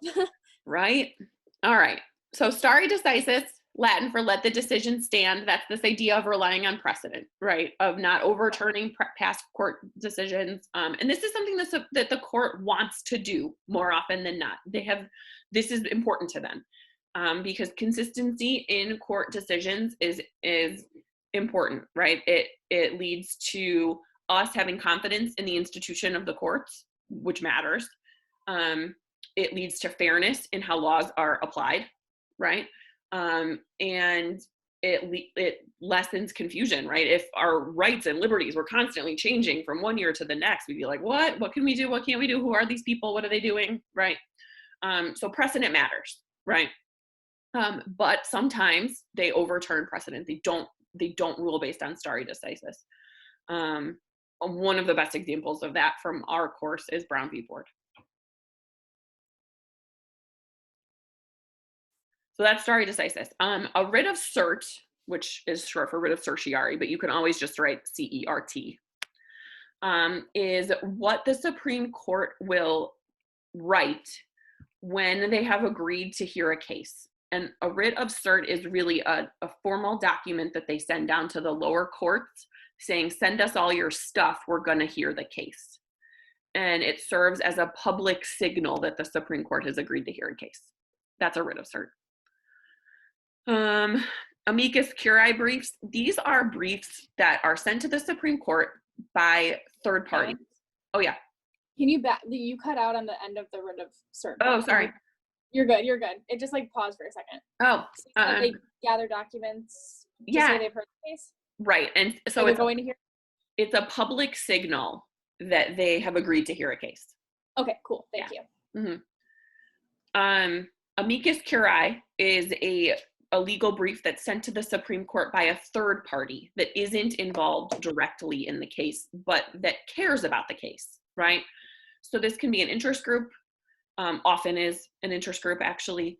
It can be a regular person like you or I. Often it is the Solicitor General of the United States, which is like the lawyer for the United States government.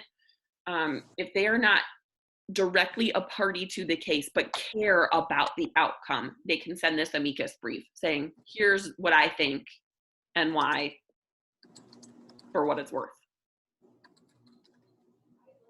Oh, go ahead, Chase. You're good. Oh, it's Ayana, but cool. Oh my gosh, I can't. Literally, don't worry about it. Chase, go ahead. Sorry. So, like, sending one of those briefs, does, like, the court have to read it? No, and usually it's law clerks that read it anyway. But, so if Emily Hammond sends in an amicus brief, like, nobody's reading that. If the NAACP sends in an amicus brief, well, now somebody cares, right? So, or the Solicitor General of the United States, right? Like, there's definitely some elitism here, and that's not even a criticism. I hope that Ruth Bader Ginsburg doesn't waste her time reading something I send, right? But there are well-established, respected, important, valuable interest groups and people who weigh in on these cases, and the Supreme Court sometimes does care about that, actually. On like a similar note, so if there was an amicus brief, would that could like either attorney like adopt that into their argument? Does that go to is that like read to the jury? Like, how does that? There's no jury, first of all. I don't know. My gut tells me that they have to be public, but I don't know at what point in the process they're public. And so I don't know if both parties of the case are given these amicus briefs. I don't know the answer to that. I don't know. Okay, because it just seems like weird that like just the justices kind of get past that. Yeah. And do these terms also only apply to the Supreme Court, or do they apply to lower courts as well? They can apply to lower courts, although they predominantly have impact when we're talking about Supreme Court. Okay, cool. Yeah. What else? Could you talk about the types of cases that go to federal versus state courts? Yeah. So usually cases will start in state court and work their way through and then jump to the federal court system. Okay, but not always. So if it's a federal violation, if it violates a federal law in general, we're talking federal court. If it's a state law, we're talking state courts. There's lots of crossover though, right? What's usually the cases that you're thinking about, cases that deal with violations of the US Constitution, those are going to start in federal court, right? And work their way through the federal court system. But like I said, sometimes they'll work their way through a state court system, end up at a state Supreme Court, and then get tossed to the US Supreme Court from there. So if something's at like the state Supreme Court level, does it when does it jump? Like, does it get sent? It would always get sent to like the federal Supreme Court after that. It wouldn't go back down to like an appellate. It could go, so it'll be appealed, right? And it can either go to a federal circuit court or to the US Supreme Court. And it really depends on the nature of the case. And I don't know if there's a hard and fast rule to figure out which one it does. Okay. Probably not something necessary for yeah. Okay, interesting. It's more clear cut where cases will start when we're talking about criminal cases. What's less clear cut is civil cases, right? So like if you murder somebody, you're going to federal court. If you speed and get a ticket, you're going to state court, right? Like it's a lot more clear cut when you're talking about criminal cases. Civil cases, things like my liberties were violated, it becomes a little bit murkier. But usually those are going to start in federal court as well. What else, guys? I don't know if we already went over this, but could you explain senatorial courtesy? So senatorial courtesy is, first of all, it only applies to lower court appointees, right? So we're not talking about the Supreme Court right now. This is the idea that when the president is responsible for appointing a federal judge, right? There could be, I mean, think about how many federal judges there are in this country. There's hundreds and hundreds and hundreds and hundreds. And if like the 3rd district court judge in Arkansas dies, President Trump is responsible for appointing somebody to fill that seat. Well, President Trump has no idea who should fill the seat in the 3rd district court of Arkansas, right? And probably doesn't care to spend too much time just figuring it out. And so senatorial courtesy is a tradition. It's not in the Constitution. It's not in any of the Senate rules. It's the tradition that the president will ask the senator from that state that's in their party for a short list of names, right? And the president will choose from that list who to appoint to that seat. Okay. The reason that this is important is that it sort of flips what the Constitution says should happen with regard to federal judge appointments, right? In the Constitution, the president appoints and the Senate confirms. Senatorial courtesy really means that it's the senators choosing and the president saying, yeah, okay, we'll do that, right? And so senatorial courtesy gives more power to the Senate than the Constitution meant to, right? Senatorial courtesy does not apply to the Supreme Court at all. Presidents are very, very personally invested and involved in that decision. And it doesn't even always apply to circuit court judges either. Some of those circuit court positions, especially like the 13th Circuit Court in DC, are super powerful. And so presidents care about that too. It most often applies to district court judges.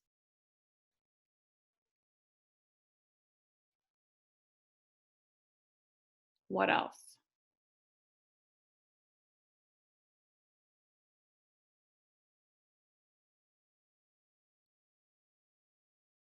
Go to the next one. All right. Civil liberties and civil rights. So here's where we get Letter from Birmingham Jail by Martin Luther King Jr. That's a document that you should understand. You should also really be able to talk about this document in the context of the 14th Amendment Equal Protection Clause, right? How did the Equal Protection Clause support the civil rights movement? How was it used as a tool, okay? And then all the court cases, right? All the rest are here. Anything about these you want to talk about before we go to vocab?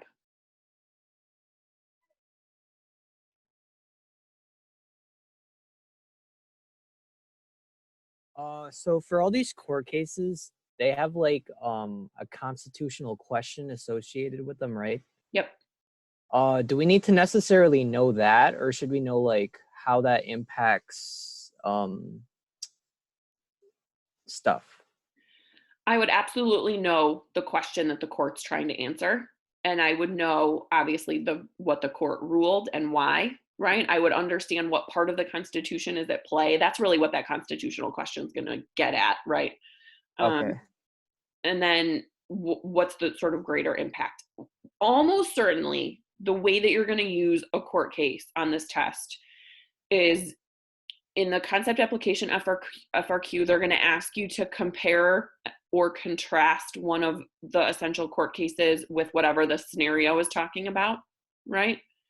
And so you're going to need to know, like, in this case, it restricted something. In this case, it limited something. In this case, it allowed something. In this case, it didn't. In this case, it grew the power of this institution. And in this case, it restricted the power of this. It's something like that, right? You're going to be comparing and contrasting. Okay. And so, yes, you want to know what part of the Constitution is at play. You want to know what the court ruled, that kind of thing. Absolutely. I would imagine, although I don't want to say this for sure, but I would imagine that the sort of background details of the case might matter less in the way that you're going to use it on this test, but not certain, not for sure. So those 4 squares are really going to be helpful for you in studying these. And then the second place that you might use a court case is as your second piece of evidence on the argumentative essay, right? That's an option for you, that you can pull a court case as a piece of evidence. The practice argumentative that they did 2 days ago was about, should people turn to states or the federal government to protect their liberties and rights, right? Which is a better place to turn, essentially. And a lot of the sample answers, students use Brown v. Board as their second piece of evidence, right? Showing that states can violate the Constitution, and it is the federal court system that's going to protect their rights. And Brown v. Board was their second piece of evidence. So I would absolutely be ready to use a court case as your second piece of evidence. Okay, thank you. Mm-hmm. What else, guys?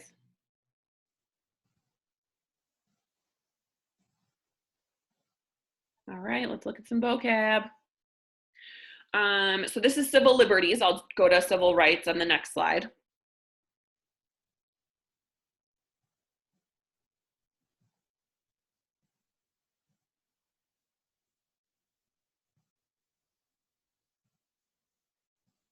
You go over the Patriot Act and the Freedom Act. So these are because of 9/11, basically. The Patriot Act was passed very quickly on the heels of 9/11, and it allowed for an increase in federal government power to surveil Americans, to collect the metadata of American citizens and non-citizens for the purpose of preventing a terrorist attack. That's sort of the broad overview. It did all sorts of things. That created FISA courts. FISA courts are Foreign Intelligence Surveillance Act courts, where they could issue sort of like broad warrants to tap phones and collect data. The USA Freedom Act is sort of the Act 2 of the Patriot Act. It's the updated Patriot Act, essentially.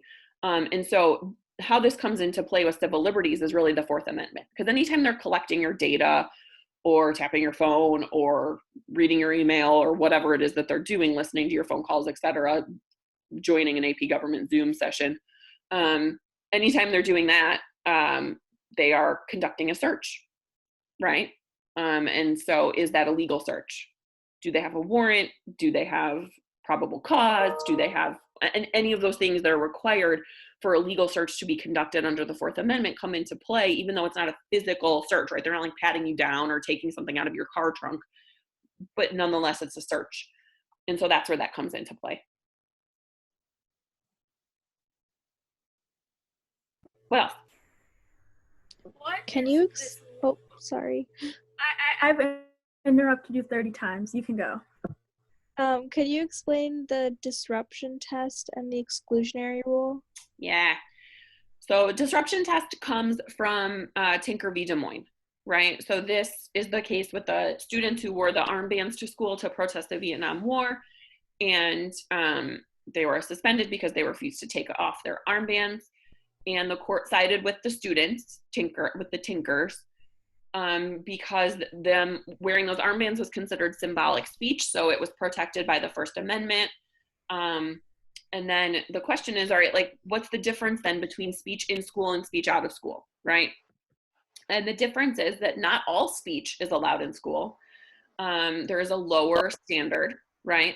And the disruption test says that student speech is protected by the First Amendment unless it disrupts the learning environment. And those armbands did not, so they were protected. Okay.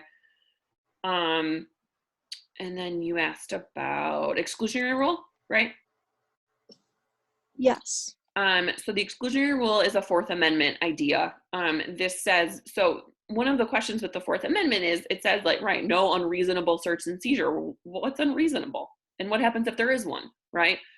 And so over time, the Supreme Court has created this exclusionary rule, which says that evidence that's obtained illegally can't be used against you as evidence in court. So if they seize evidence without a warrant, they can't use it against you. If they seize evidence and don't have probable cause, that kind of thing, they can't use it against you in court.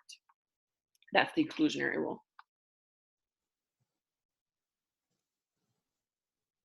And the exclusionary rule should govern the behavior of police officers then, right? This is what should make police officers follow the law and the Constitution and not seize evidence without a warrant and not illegally search you and seize things and stuff like that.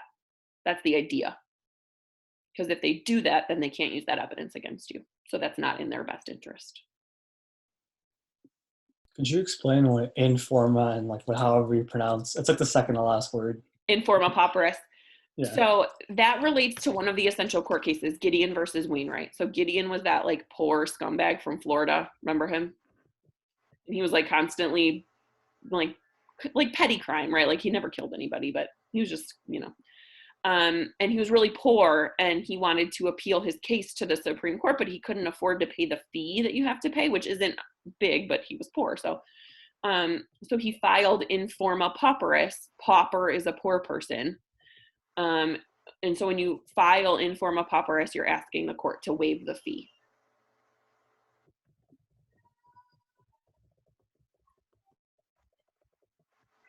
What else? What is the Lemon test? Lemon test, I don't know if you need to know this. I threw it on there just in case. The Lemon test is the test that's used by courts to this day. It's the precedent from Lemon v. Kurtzman to determine if a law or policy or action violates the Establishment Clause. Did I get it right? Was that my, yes, you got it. That's the Lemon test. I don't think you need to know that, but I wasn't sure. Because it's not one of the essential court cases.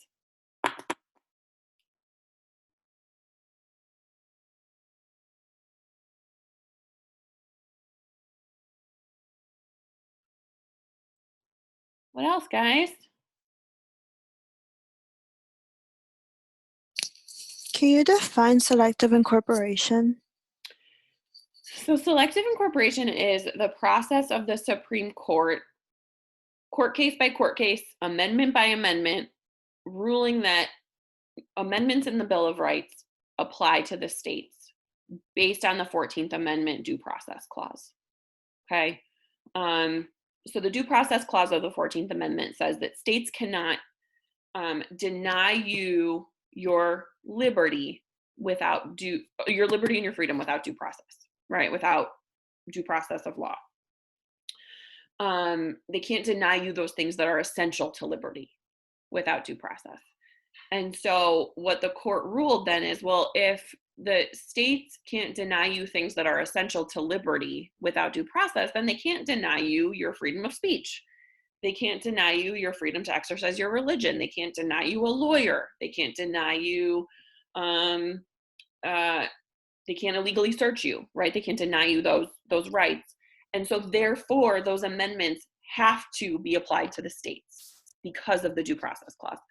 And so they did this in a series of court cases, right? So Gitlow versus New York is the case where they incorporated the First Amendment, and Mapp v. Ohio is the case where they incorporated the Fourth Amendment, right? That's the case about the treasure chest of porn, for those of you who remember. Big smiles, big smiles. Gideon versus Wainwright, one of our essential cases, is the case where they incorporated the Sixth Amendment right to an attorney, right? So the reasoning would be then, if states can't deny you things that are essential to liberty without due process, then they can't deny you an attorney. McDonald v. Chicago is another one of our essential court cases. That's the one that incorporated the Second Amendment right to bear arms, right? That the right to own a gun and have that gun for the purposes of defense is essential to liberty, and it can't be denied by the states.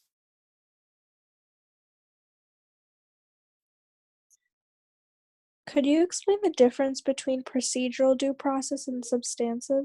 Yeah, this is so hard. I wish they didn't want you to know this. So procedural due process is the idea that your liberty is violated by the way a law is carried out. Okay? And substantive due process is the law itself.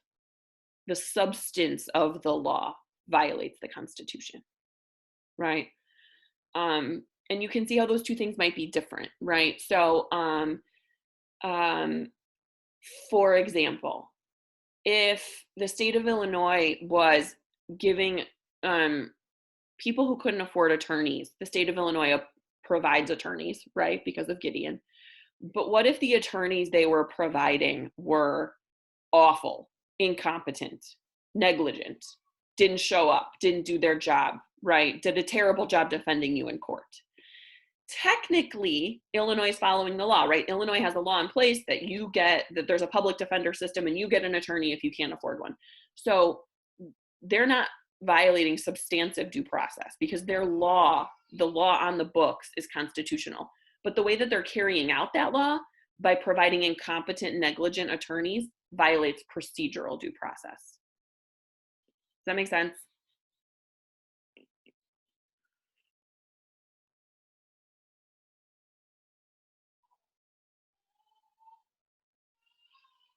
What else?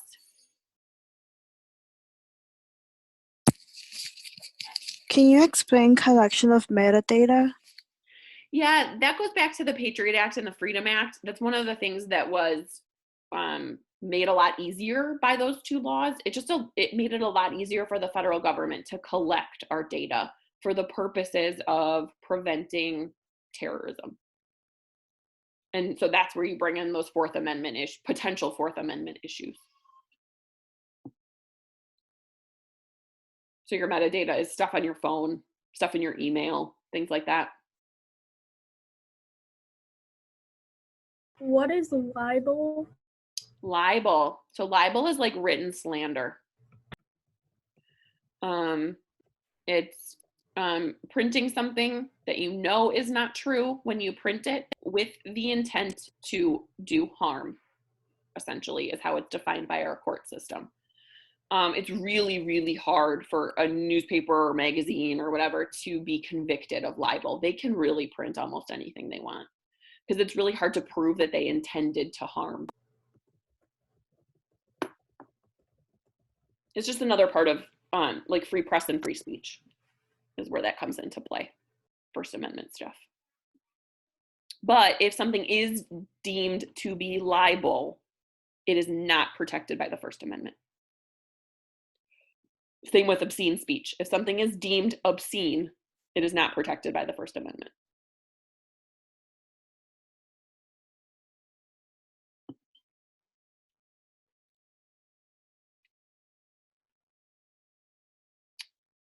Want to go to the next? What things are like obscene? Like, because you can swear. Yeah. I don't know. I'm confused. Some types of pornography are considered obscene. And so they are not protected by the First Amendment, and therefore they can be restricted, limited, things like that. Did you say some, as in not all? Yeah, some porn's legal, guys. Man, I really hope you're doing this like in the living room with your parents. Oh, no, I'm fine. Yeah, so, and here's how they get around it. Family dinner discussions. I know, right? Oh my God. Go at the dinner table. I'm always worried that I'm going to be teaching this lesson when like the superintendent walks by my classroom door, but now I'm even more worried than ever. Now you got to worry about your kids. Yeah, they're, I believe, watching. Oh, one of them's literally staring at me through the mirror right now. Oh my God. I just looked over for the first time and saw her little face in the window.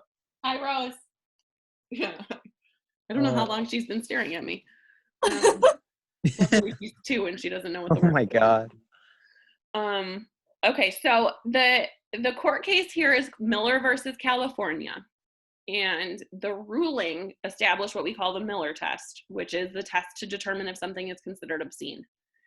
And for something to be obscene, it has to lack educational, scientific, or artistic value. It has to violate a community standard of decency. And it has to be, what's the word? Like sexually graphic in nature or something like that, okay? So the idea here is, like, for those of you who took anatomy, for example, like, were there pictures of, like, you know, sexual body parts in your textbook? Yes, there were. Is that obscene? No, it's educational, right? Michelangelo's The David is a naked dude. Is that obscene? No, artistic value, right? So the way that the pornography industry gets around the Miller test is that, for a lot of it anyway, they claim that it is an educational tool. All your faces. I wish I could see all your faces at once. Yeah, love it. Now, obviously, there are plenty of exceptions to this. So things like child pornography, things like that, there's no educational value there. It violates every community standard of decency, and so is considered obscene and therefore can be restricted. Does that make sense? Okay. There's no way that's going to be on the test, but maybe now you know it for life. There you go. What else? I'm going to go to civil rights. Here it is.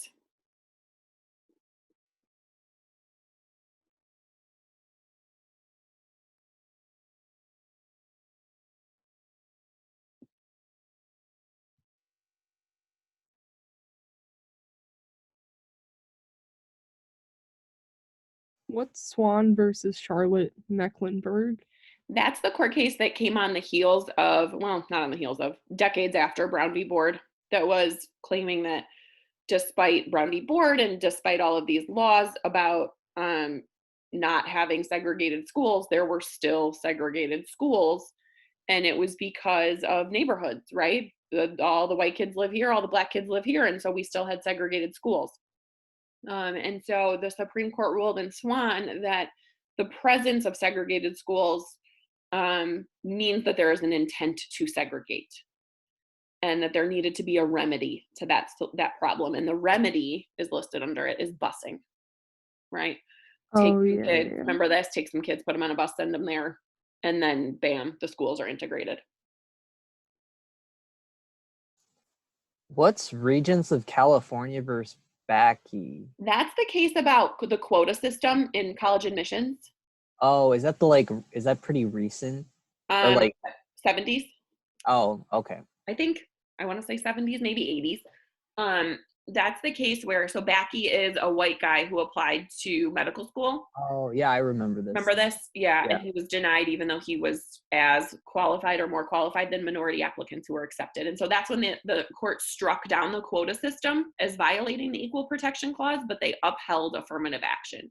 They said race can be a factor, but not the only factor. Not the only factor or the predominant factor, right? Okay, thank you. Yeah.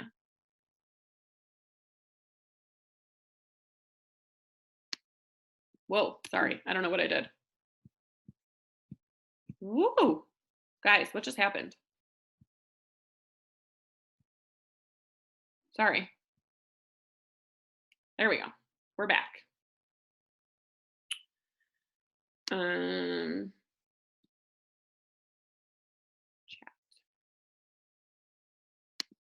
Here we go. Anything else from civil rights?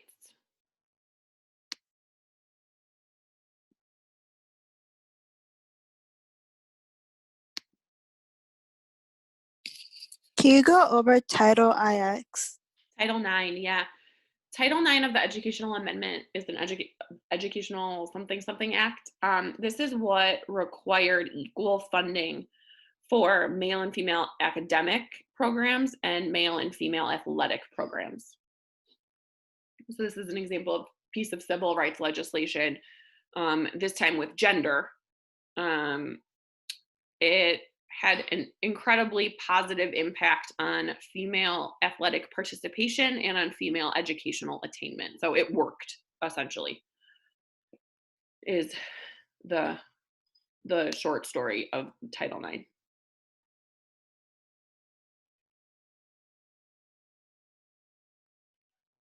What else?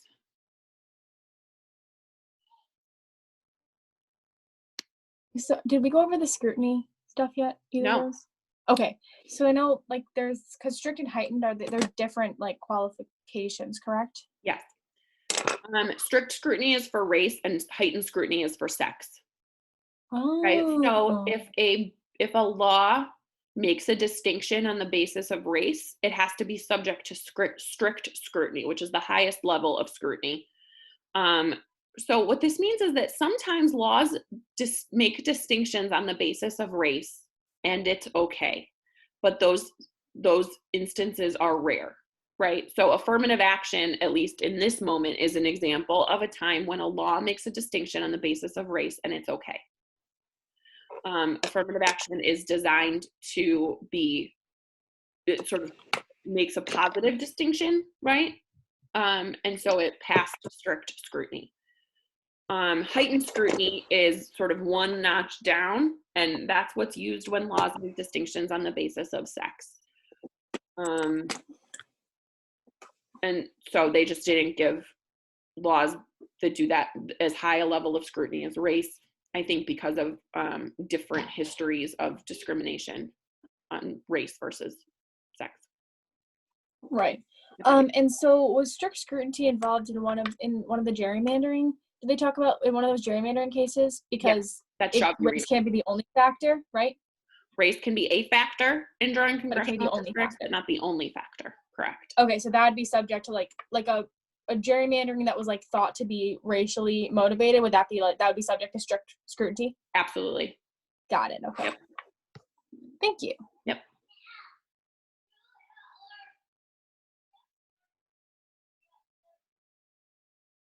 Is that your children? I just heard Julia alert, and she's the baby who started crawling, so that's never a good sign. Julia alert? Yeah, Julia alert, which means she's probably crawling away into some dangerous situation, unsupervised.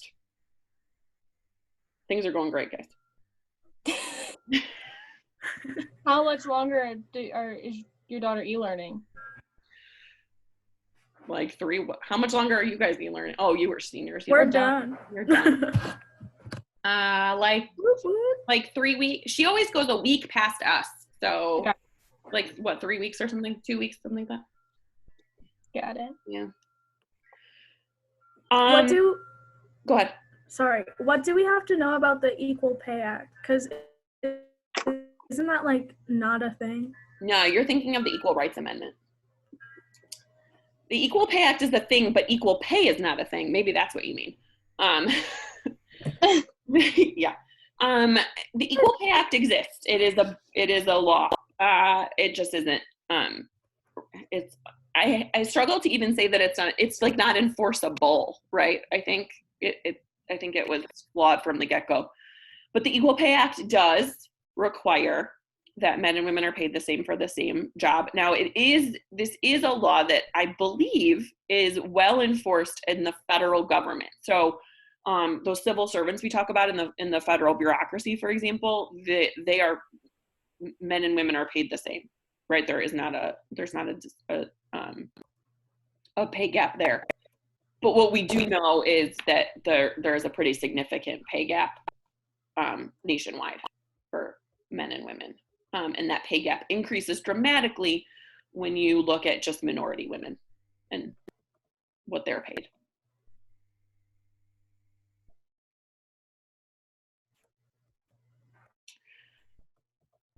Anything else for civil rights? Is DOMA in defense of same-sex marriage? DOMA was a federal law that defined marriage as being between one man and one woman. It was eventually overturned by the Supreme Court. Years before Obergefell versus Hodges was decided, the Defense of Marriage Act was struck down.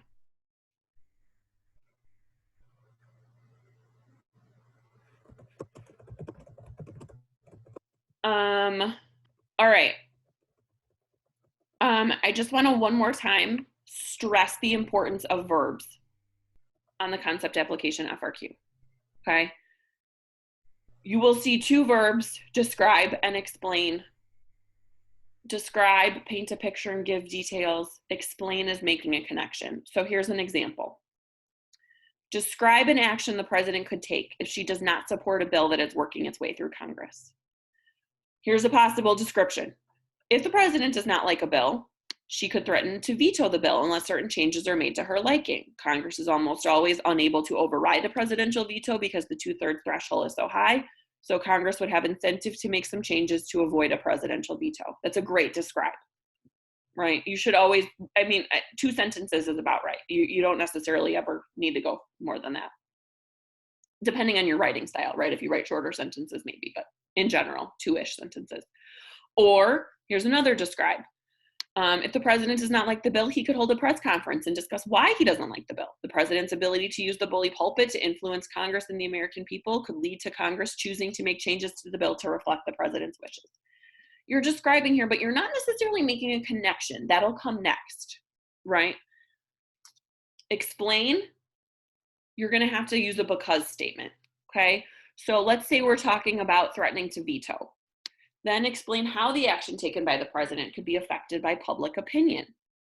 If the president is currently popular and has broad support from the American people, her threat to veto the bill will have a great impact on Congress because Congress cares greatly about pleasing their constituents so they can get reelected. If the American people support the president and therefore support the president's veto threat, Congress is more likely to make the changes that the president wants in order to please their constituents, right?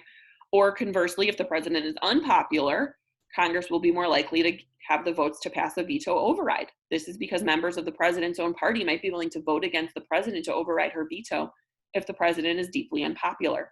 An example of this is when Congress voted to override President Nixon's veto of the War Powers Act. Nixon was unpopular, so Republicans were willing to vote against him. Okay? See how that's an explain, right? You're making a connection. Then if we're looking at the other one, what if the president is going to hold the press conference, right? Use the bully pulpit. How could that action be affected by the president's use of social media, right? Well, this could is because using social media platforms like Twitter allows the president to communicate directly and immediately with large numbers of American voters. This means that the president's words can't be skewed or misreported by the news media because Americans are seeing the president's exact words in a tweet. Additionally, whereas many young people don't watch news on TV, young people are very connected to social media, and so the president is able to reach a large swath of American voters via social media, increasing the number of voters he is able to influence. The more effectively and quickly the president is able to communicate with a large number of voters, the greater ability the president will have to influence the American people and force Congress to make changes to the bill. Here's one thing I want to point out to you guys with this. As I was writing this example, I went back and added this last statement and make changes to the bill. And that's because you always want to make sure that you're bringing your answer back to the scenario being discussed in the prompt, right?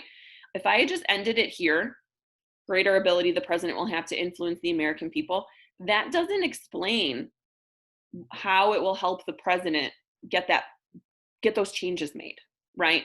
But adding these few words at the end does it, brings it back to the scenario. So I just check yourself, right? Check to make sure that you're closing it, that you're tying it back up to what the question was talking about in the beginning, okay? Always a good check.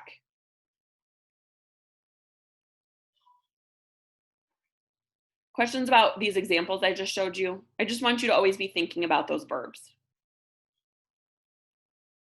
Here's some general writing tips for you, regardless of which type of writing we're talking about, really. Avoid pronouns. They can make things really confusing. It'll sound like bad writing that you keep repeating the same proper nouns over and over again. Do it anyway. okay? The bureaucracy is powerful because the bureaucracy has the power to, repeat it even if you think it sounds bad, okay? Avoid vague language. That kind of goes with that same idea. Write with sharp, clear language. Try to be as, this isn't even a word, but unwordy. Don't be wordy. Just answer the question. Just say it, right? Put your answer on paper, okay? Make sure your argument stands out. So especially with the argumentative essay, don't leave any room for the grader to question which side of the argument you are about to support. Make it crystal clear to them. I am choosing this side, okay? Don't couch your argument in fancy language, okay? Bold or underline words strategically. So bold your pieces of evidence, right?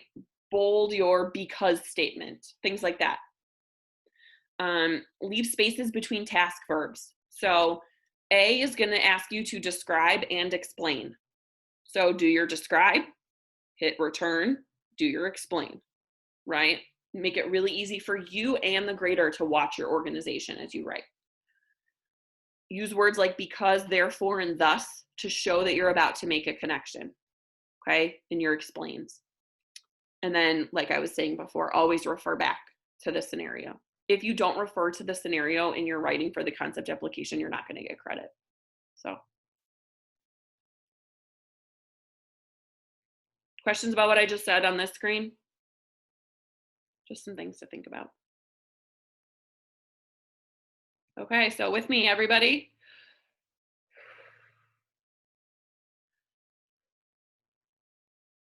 That's what I want you to do before the test, okay? Know that you need to log in at least 30 minutes before to get yourself set. You will have your entrance ticket ID thing emailed to you. Be ready, have your stuff out. Make sure your thing is charged and or plugged in. Make sure you've gone through the demo so that you have a plan for how you're going to submit all of this stuff.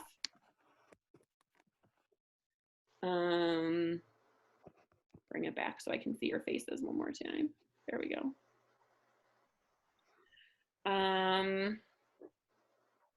What else? Anything else you need from me? There's your faces. Some of you. Will you be available Monday morning? Yeah, I will. Okay. I originally was thinking I would just have like a Zoom constantly going. Some people told me that that made no sense. So I will be available on email. I'm happy to jump on a Zoom with anybody at any time on Monday. Right, we can do that really quickly, but yeah, I have cleared my Monday for you. So I know you have a lot of pressing plans. Yeah, there's a lot. We appreciate. I had a lot I was gonna do, but Sure, you were really busy. I make sacrifices for you guys. And we're not doing like a review after the AP test, right? I know one or two of my classes are like meeting afterwards to talk about it. I know. I don't understand that. Almost free. We're almost free, guys. Yeah. Fine with me. Yeah. 9 days until our e-graduation. Right? Woo. I know. I haven't been We keeping still up have with the AP tests countdown. after we graduate. I've literally had a graduation since last summer. So yeah, I still have it up. I'll definitely check in with you guys after the AP test. I can't, not that I would, but I can't penalize you for not checking in with me. I would never do that anyway, but I'll check in with you, you know. But no, after the AP test, we are done. You did what you came here to do. And so did I. So, you know. Success. Yeah. What else? Yes, I'm around all Monday. What So I'm else? definitely gonna probably go back and review, and then I'll probably have more questions Monday. Ask away. So I don't know if you noticed or not, but I the same in the folder for today. There's a discussion. Again, I'm not like gonna penalize people for not checking in, but I'm gonna leave that thread open and check it all weekend long So if you have questions that you want to ask that way, just post your question on Schoology. I will check it lots and answer there. If you want more one-on-one review, let me know and we'll set up a Zoom together. I'm more than happy to do that. I'm not like 100% flexible because I have children to keep alive, but I have a husband who also teaches an AP class, so he understands. So he's ready to jump in and give me some time if you guys need some Zoom time. So we can figure it out. Okay. What does your husband teach? AP Euro. Yeah, I think most of his sources were like the things I used this year. Yeah, they were. Yeah, AP I know. Euro. He talks about, like, the other day he was like doing a Zoom with his kids and he was like, the 30 years war marked a turning point, and I was like, oh my God. Yeah, it's a special class. Yeah. Hey, don't trash talk AP Euro. It is He a loves it, wonderful man. class. Ryan, you would love my husband. He thinks he's the best.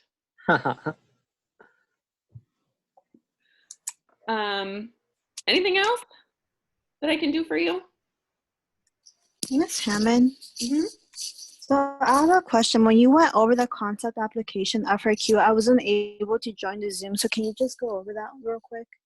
Yeah, and I also posted the Zoom for you, so you can watch it. And that's probably more valuable just because you're going to see all my examples. But essentially, the only thing that's changed is that you're probably going to have to talk about a court case, one of the essential court cases. That's the big change. So, which I think, I mean, I know they're asking you to do more, and so that's a challenge time-wise, but I actually think we should be glad they're going to put a court case in, because you guys have been learning these court cases like crazy, so now you get to take advantage of that, you know? I think students actually have they like doing court cases because they get them. So that's the big change, is the court case will be in Part B, most likely. Okay. If that helps. And then you can go back and watch it and see the exact examples. And if you want me to go through it with you later, just let me know. Okay, got it. Thank you. Where are the videos of the in the folder for the day of the Zoom in Schoology, in the e-learning folder. Oh, okay. Yeah. Got it. What else? Anything? All right. Prom would have been tomorrow. Oh, really? Yeah. Of course, because it's cold. No. I'm sorry, guys. So sad. I'm sorry. I mean, I think I'm gonna try to throw prom at my school when we get there, because all the freshmen won't have had their prom. You should still get dressed up, guys. Yeah. I'm going to work tomorrow, so. Boy. Can you wear a tux to work? I could, but then it would smell like pizza at the end of the night. Who cares? You can't wear it anyway. Well, I have to wear it for my for the music awards thing, I think. Nobody will be able to smell you. That's true. Yeah. But yeah. I mean, you'll have to smell it though. Yeah, Like, it doesn't smell that good at the end of the night if it's been like 5 hours worth of pizza exposure. Well, like, can you just That's how we're wash it? different. That sounds amazing to me. I don't know. Well, the smell is not, but the food is. I love it. Yeah, that's Well, I think you guys should put on your dresses and your tuxes and bump some music and have a dance party on Zoom. And you can't complain about the DJ. I still could. That's an idea. Just saying. Just saying. I'm sorry. That stinks for you guys. Add it to the list of things that stink for you guys right now. Like I said, in 20 years, you're going to be my primary source. I'm calling you. But by then, you'll be able to teleport to my class. We won't have to Zoom. Oh yes, It'll so be like excited for holographic. Like we'll teleportation. just be like holographically there. Yeah, exactly. Exactly. Okay. Thank you so much. Oh, Yes, my this pleasure. is thank very you. helpful. Thank you guys. So Thank you. much. You guys are gonna do great. I know it. Remember to breathe. I'm around Monday. Whatever you need, just let me know. Thank you. All right. Thank you. Bye, guys. Bye. Ms. Hammond. Good to see you. Thank Bye. you. Are you going to the parade thing tomorrow? I'll see you there. Okay. Oh, you will. I'll see you tomorrow. Yep, I'll see you. Bye. Bye. Bye. 5 to 7. Bye.